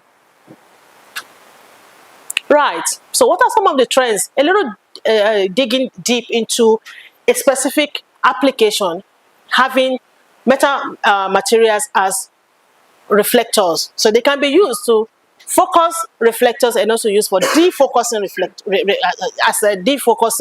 reflectors. So these are special material because they can work with reverse engineering at the back of your mind. So as a researcher, you're looking into developing a particular special material that can be used to absorb and also to release.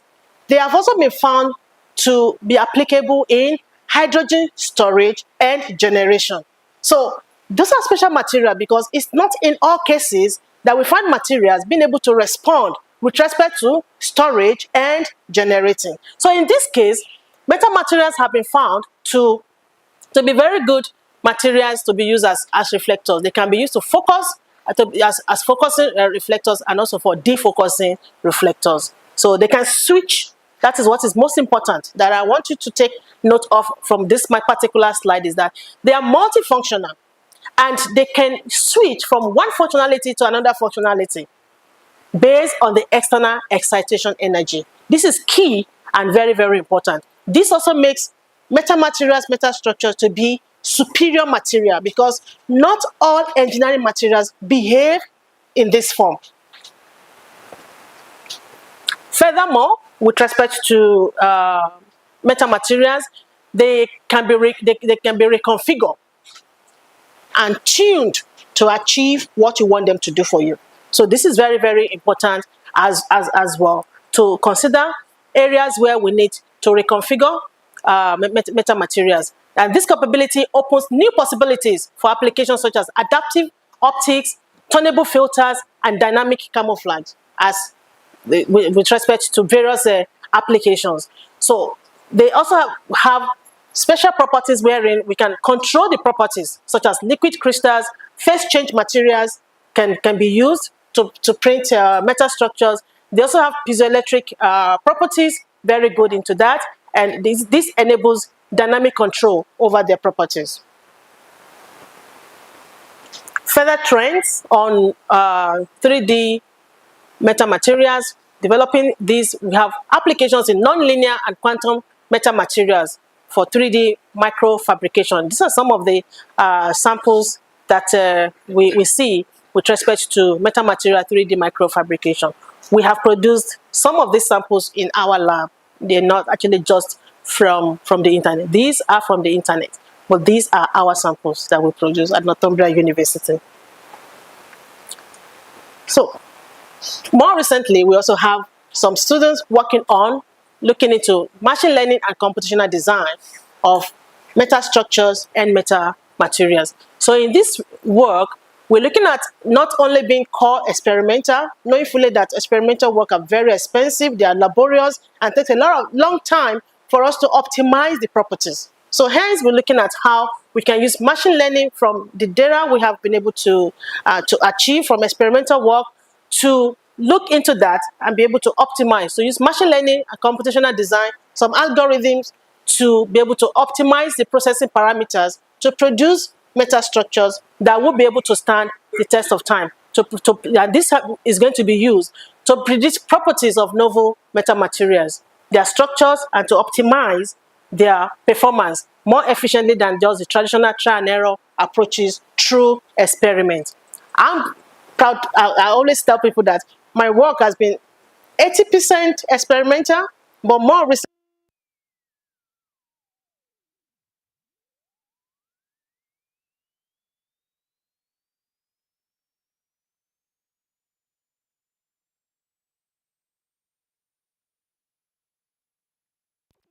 yeah, this is still at infant.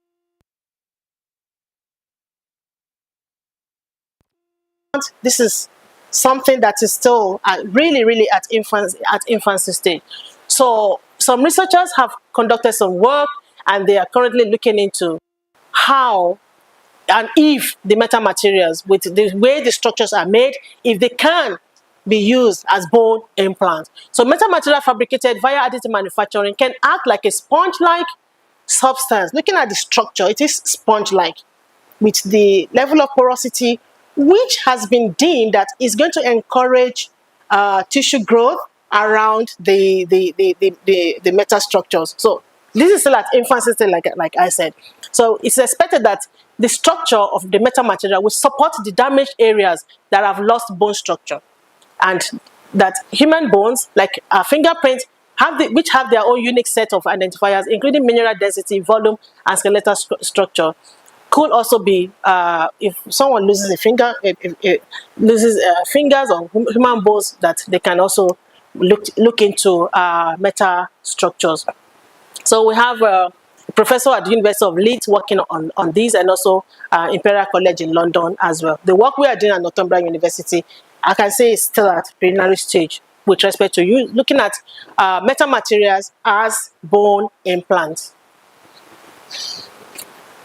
I will now talk a little bit about the current work that we are doing at Northumbria University. So I have colleagues working on metamaterials for energy harvesting and storage, my team, we're also busy with hydrogen storage and hydrogen generation using metal structures, metal materials, and also working on looking into high entropy alloys as well, which is metallic. So some colleagues are working on metal material for photonics and wave manipulation, for high strength structural applications, and for biomedical. We are also busy with biomedical applications. And all of this work, we use the fused deposition modeling system to produce the material, to produce them. So we had a case study so the title of the paper is Optimization of Printing Parameters of Fused Deposition Modeling and Uniaxial Compression Failure Analysis for 4-point star-shaped structure. So this structure is a metastructure. And this is the 2D drawing we have here. So this paper was recently published in Rapid Prototyping Journal. And that is the issue and all of that. You might take a snapshot. I'm not sure if Prof. Singh, are you going to share the slides or so? Yeah, you might share the slides. So I think that's fine. So that's okay. You can please, at your leisure, you can read. This is an open access journal. This is an open access top journal recently published this work on metastructure. So it's a team of researchers in the field. We have Stephen here, my husband, in the team as well, and we have Daniel Ho, who is a physicist working with respect to application of these metastructures for physics applications, and many of them. Job is my PhD student, and I have Fred, who is my postdoc researcher working with me, and a couple of other colleagues, all at Northumbria University. So what was the purpose of the study? We looked into presenting an optimization of 4-point star-shaped structure, which was produced through additive manufacturing of the PLA.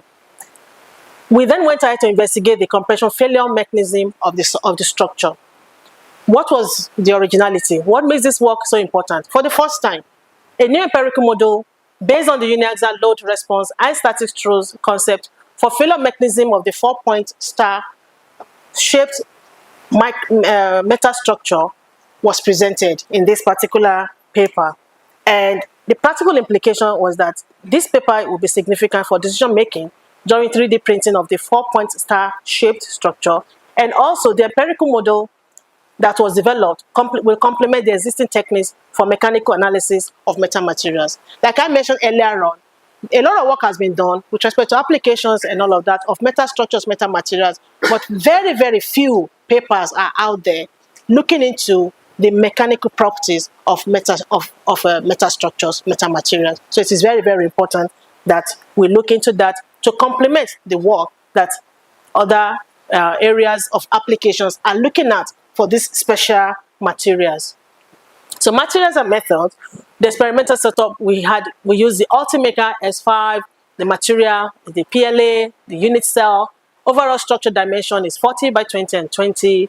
We use the Taguchi L9 orthogonal array, and these are the input processing parameters. We consider the resolution, the print speed, the bed temperature, and the parameters that we considered were the extrusion temperature, the printing core, infill density and pattern, and also the build orientation during the experiment. So the responses that we considered were the printing time, the length of material used, dimensional accuracy, compression properties, and then, the compression properties. Then we looked at ASTM standard D695. Taguchi analysis was done, looking at the parameter property, characterization, looking at the relationships, and looking into optimizing the processing parameters. We used ANOVA for the factor contribution to the responses, and then we conducted the failure mechanisms, failure analysis using of the structure from the static throws concept. Right. So this is the structure, the 2D, and here we have the 3D. I actually wanted to bring one or two of the samples, but I forgot while packing. Yeah. So we conducted the compression test, and so we have the 2D. This is the build orientation of the sample, and then we had we uniaxially loaded the structure. So what we noted was that the parameter H1 represent the distance from the center of the sample to the longest point of the unit cell. And then we have the H2, which represent the distance between the internal tips of the adjacent unit cell. So the tip angle of the members of the unit cell is represented by theta. Further to this, these are some of the responses that we achieved. So we have the percentage error dimensions compared to the resolution. And then, so these are some of the graphs that we obtained from the result. The printing resolution exhibited direct relationship with the percentage error. And we had an inverse relationship with the printing time. And we realized that there was a non-predictable relationship with the compression properties and the material length. So the length of the material that we had with the compression properties, this we are still investigating because the relationship was non-linear. It was so unpredictable, similar to where we're talking about porosity being unpredictable in additive manufacturing. And additive manufacturing has been here for the past 37 years, as I was talking in LPU last week. Yet, we have porosity in additive manufacturing still unpredictable when we have a particular component. In this instance, we had runs, we did the Taguchi L9, we replicated 3 times, and across all the samples that were produced, we had direct relationship between the printing resolution and the percentage error. We were able to establish a relationship between the printing time, and then we realized that the compression properties of these samples were actually unpredictable at this particular point in time, and work is still ongoing. Further results, relationship between the printing speed, the bed temperature, and the output responses. These are percentage error dimensions, and then these are the print speed that were considered. We used 60 millimeter per second, 70, and 80. And the second set of graphs here are the compression use strength of the resulting samples. So the printing speed and the bed temperature show inverse relationships with the printing time, and a non-significant relationship with length of material used, and an inverse relationship with the compression properties and the percentage error in dimension. So in this instance, when we considered the printing speed, the bed temperature, and the output responses, we had a relationship. We were able to establish a relationship between the printing speed, the bed temperature, and the compression properties being inverse. Further results, looking at the Taguchi optimization of the samples, we had an optimized processing parameters at a resolution of 0.30, printing speed of 80 millimeter per second, and the bed temperature. This was achieved with the sample with the highest compression, with the highest ductile material, with the best ductile property. We also observed that the optimum length of the filaments used occurs at a resolution of 0.15 millimeters. And then we observed that the samples with the optimum percentage errors in height are obtained at a resolution of 0.06, a print speed of 60 millimeters per second, and a bed temperature of 65.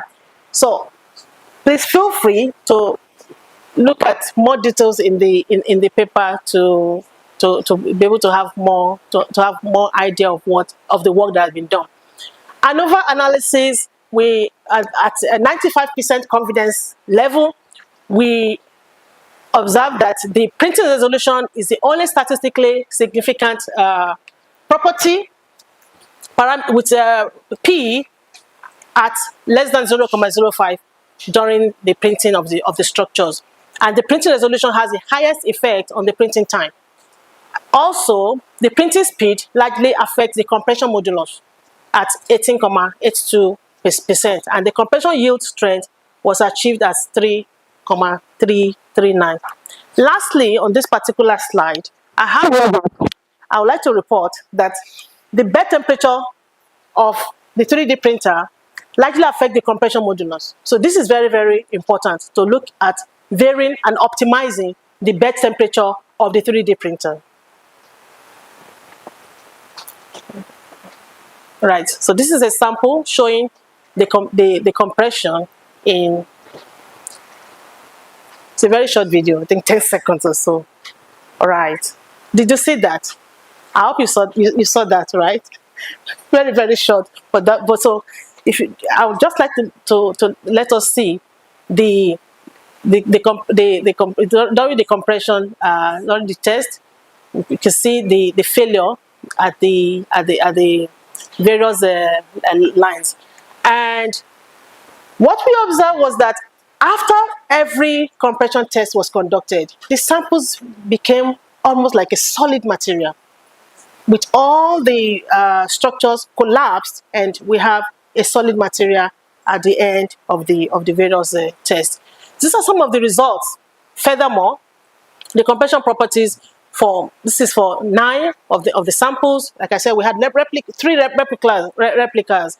So every one of them, we had them into 3 various sections. We had the elastic range, we had the plateau region, and the last when we have the complete the fracture, where we had the sample complete collapse of the samples.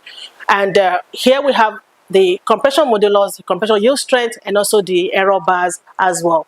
So from all of these samples that were produced and tested, we observed that the stress strain curve for all the samples are characterized by 3 regions, like I said earlier on. We had the elastic, the plateau, and the densification region.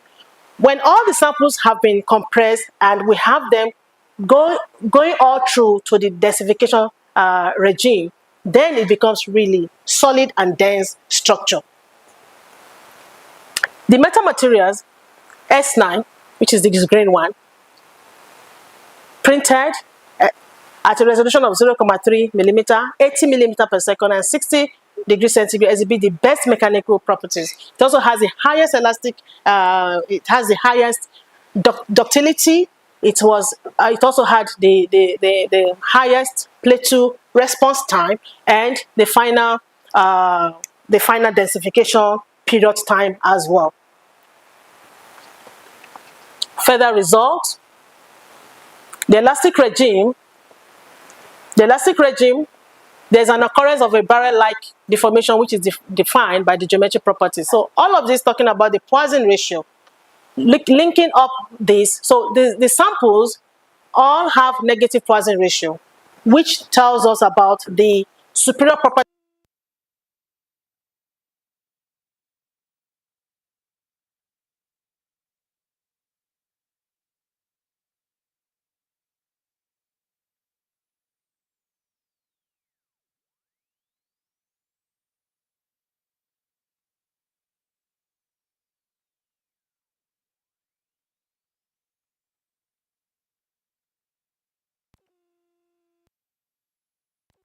test, and we realized that these structures returned to its original position, which tells about how they were able to absorb they absorb energy, and they were able to absorb the energy during the elastic test, and they were able to return to their original position. So that we did for a few of the samples, and for majority of them, we allowed them to go through the entire 3 phases of the entire elasticity, plateau region, and then the eventual densification region. More on this, we realize that at densification, I think I mentioned this earlier on, these unit cells are fully collapsed and almost having a solid structure, and very few internal structures are visible at this particular point in time. So these structures, we realize that they can actually become so synonymous and be looked upon as if they are now solid structures. So beyond this region, the Poisson ratio of the structure changes from negative to positive when they become solid. The Poisson ratio will change from negative to solid, since the width dimensions also increases. Yep. 10 minutes to go. Okay, I actually plan to give 40 minutes talk. I didn't want to go the entire 1 hour, so it's fine. Right. So I'll wrap up now. So this is showing us the various axes of deformation in the samples that were produced. So looking at what happened at the beginning of the test, and then how, as it continued loading of the structures, which lead to stress concentration, and also around the shear bounds of the structure, and there occurs bending that leads to overall destruction of the structure. I think I will skip some of this. Failure mode during uniaxial compression. So I've explained a little bit about the failure modes that we found during the test. Further results on failure mode, empirical failure mode analysis, and then looking at the static truth concept. This is still on the failure mode analysis as well. Elastic deformation of the structure, the barrel shape, and then the distortion that we experience. So this is the various steps of what we observed, starting with the structure, and then as we conduct the compression test, we see some level of deformation happening at the edges of the unit cell. And then further, then major distortion begins to happen at 5, and then you see what is happening at 6. This is still talking about the failure mode analysis. So some conclusion drawn from this particular study. So the printer resolution has the most statistically significant effect on all the measured output responses and the parameters. This printing speed and the bed temperature were shown to exhibit a considerable contribution to all responses except for material usage. So should anyone want to go into looking into meta structures, meta materials, you don't have to start from where we started, from nothing. We started from the scratch. You need to look into the fact that we have been able to optimize the printing speed and the bed temperature. We have also been able to understand the behavior of the meta material during compression loading. And for the first time, an empirical failure mode model has been developed and presented in this particular paper. And that is what is new in the world. The model combines both the observations of the physical compression test and the truth approach of the unit cell of the structure. The model can be used to complement finite element models for analysis of failure of such structures, which we are now looking into, as I mentioned earlier on, with respect to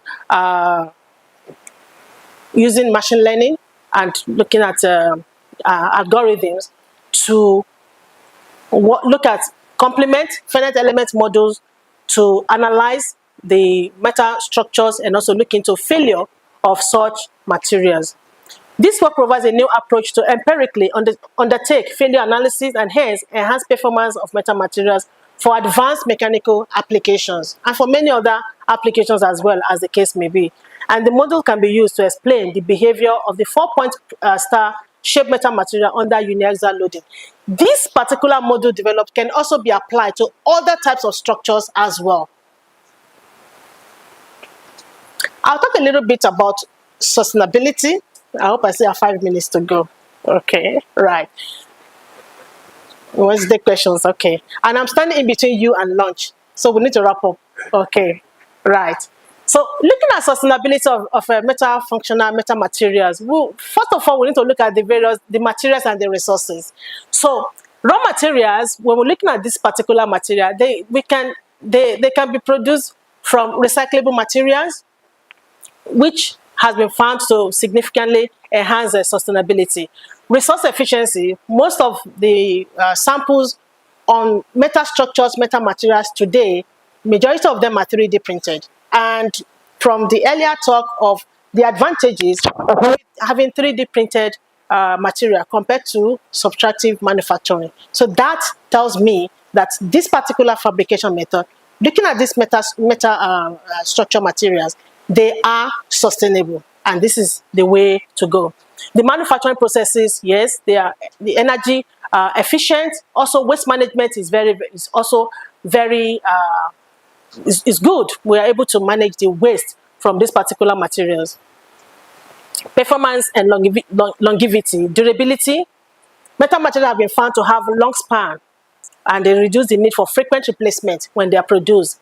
Because this is now in wave propagation, vibration damping, and in some areas where they have been used. It has been found that these materials, they are very durable compared to the old material that are being used in the same field. They have also been found to have high efficiency and they are high performing as well. And they are more sustainable materials when used in energy efficient devices. They've also been found in energy applications, renewable energy, which is a sustainable energy technologies. They have also been found to promote sustainability.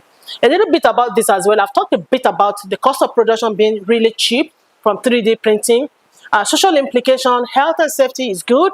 We don't have to worry when we are working on metal materials, metal structures. We have our STL file, we're printing, we are back in our offices, and then when we're done, we can go get our metal material.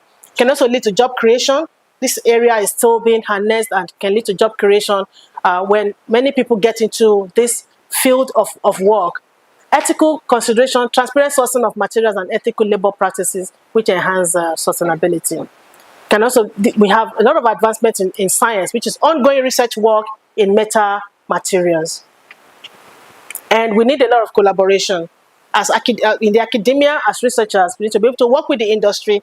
Like I was happy to have the invited guest of honor in the morning. We interacted, exchanged our cards, and looking at how industries can embrace more the use of metal materials.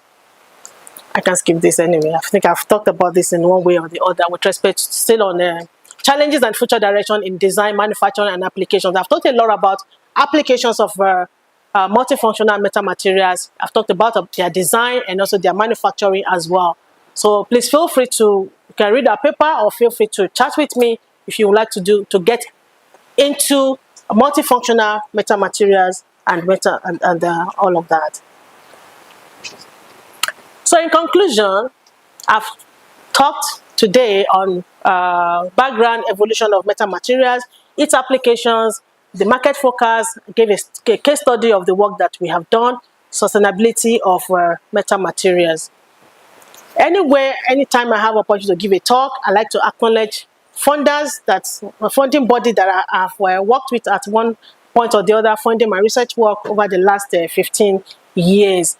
And at this point, I want to pause and say thank you so much to Professor Singh for having me here. Yeah, it's been a pleasure. Thank you very much to Professor Singh and the entire organizing committee, members of the 16th ICMPC. It's been a pleasure to my dear friend and Professor Mayo, and to everyone, and to Kautilya and Rushi Raj, right? I hope I'm getting all your names very, very correctly. Yes. Thank you so much. And to my friends that we connected at Northumbria, we are here again, Jitendra and Umesh. Yes, I'm going to cram your name now. Umesh. Thank you so much. And to Dr. Tanya and everybody, I want to say thank you so much for having Stephen and I here, being with every one of you. It's been really a pleasure. And I want to say that we have really had a very good time at Nama University, beautiful campus, and also beautiful Ahmedabad as well. We were also hosted at LPU by Prof. Saxena, and he took us around. We really appreciate your kind gesture hosting us at LPU. We had a very wonderful time for 2 days with Prof. Saxena here as well. We are very open to collaboration. You have my email addresses here. Please feel free to drop me an email. If there's any aspect of research you want us to work with, or if there's any areas of collaboration you want us to work with as well. Lastly, I want to talk about Dr. Uttam. Where is he? He's in the... Yeah, I have Dr. Uttam here. Yes, Dr. Uttam, thank you very much for coming to support me, actually. Yeah, so he's from Amity University in Kolkata. He was with me at Northumbria University for 6 months on the SERB Indian government-sponsored fellowship for 6 months at Northumbria University. Thank you very much for coming, and with your lovely wife as well. On this note, thank you very much. Thank you. Thank you. Over to you. Yeah. Thank you. Oh, I must wait for the questions. Okay. Tough ones. So yeah, if there are any questions, member of the audience can ask the questions. I know it's a bit new. I'm not sure many people have heard about metamaterials before. It's fairly new. So I'm not expecting so many questions. Yeah, please. Thank you, Professor. The prompts are so the algebraic structures, the star type of structure, they show negative quantification. What is your insight into the tested in the design? What is mine? If you test this material, this structure, which is star like actually the auxiliary dimension, which is negative concentration. Yeah. So if you pull them, what type of behavior they show? I showed elastic ductile. Right. So the compression was presented by you. Yes. Was there We've done tensile as well. We've done some tensile as well. Yeah. We've done the tensile test as well, and we found them to be ductile as well. Yeah. but it is in the pulling it Yes. shows negative concentration. Right. It's expanding the lateral direction. Right? Well, these structures are cube cells. These ones we produce for this compression test are cube tests. For the tensile material, we use the same PLA, using the same processing parameters to produce the tensile dog bones, which we then pulled. I hope you get what I'm saying. Exactly. But we had ductile results from the tensile material that we pulled. Okay, did I answer your question? Yeah. All right. All right. Yes. I must say it was a great presentation. Thank you. And, I have a little query regarding the printing resolution. It is a very important parameter. Yes. But surprisingly, it is not showing any effect on compression strength, right? What can be the reason? Compression. Come again. The printing resolution. Can parameter when you test it for compression. Yes. Why it is so? We're still looking into why it is so. We're still digging deep to know why it is so. Because like I said, apart from the 9 samples we produced, we also had the replicas. And for all of them, there was no correlation from the printing resolution. And we're asking ourselves that question, why? We reported in that paper that this is what we have found out. But we know that we're definitely going to be able to, we're going to have more samples produced, and also look into some further processing parameters to be able to see, because we know that printing resolution is very, very important for the compression results. So that will still digging deep to know what's going on there. Yeah. Is there any size effect? You have selected the stars of certain sites, so many degrees or entire sites. So does it having its effect on compression? We have only used one size, so more work needs to be done to increase the size of the unit structure and also reduce the size of the unit structure. What we have printed is 40 by 20 by 20. So the dimension we also still going to change to be able to know. Definitely there should be, because if you're looking at Poisson ratio, you're looking at height, you're looking at the width as well. So there should be a difference in the outcome of this particular study to when we change the dimensions of our samples. So yeah. What is inspiration to select the four for the star? We were doing a preliminary study, so and then we came up From nature or just selected the we just selected the sample, we just selected the design and then came up with it and had the unit cell and Excel file and printed it. So one thing this metastructures gives you is that it makes it to be very innovative. You can sit down, think about something and just come up with the drawing and go print and see, can this work? Yeah. So similar to looking at the honeycomb design I was talking about as well. That has also been produced using metastructure and looking at different materials for damping applications. So it's open. We have a plain sheet of paper before us as researchers working in this particular field. You can think about anything. Something comes to your mind. What if I have this particular design in this form? Is it going to work? Is it going to have good properties? Looking at the stiffness, the strength, and the toughness, and all of that.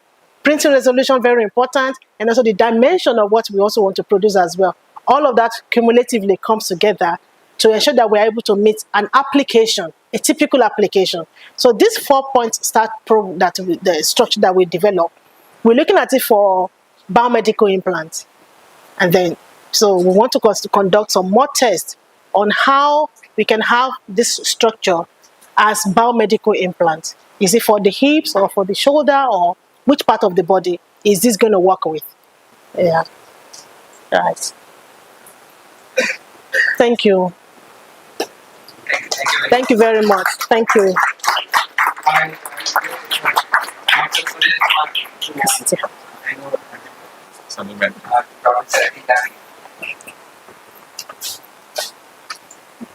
Just thank you.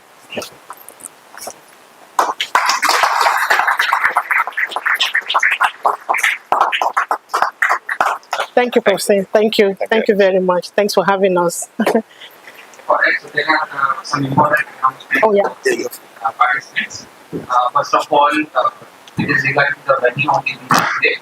In the schedule, if you have got, the venue is mentioned as N block, but actually the dinner will be served at K. I repeat, the dinner today. This is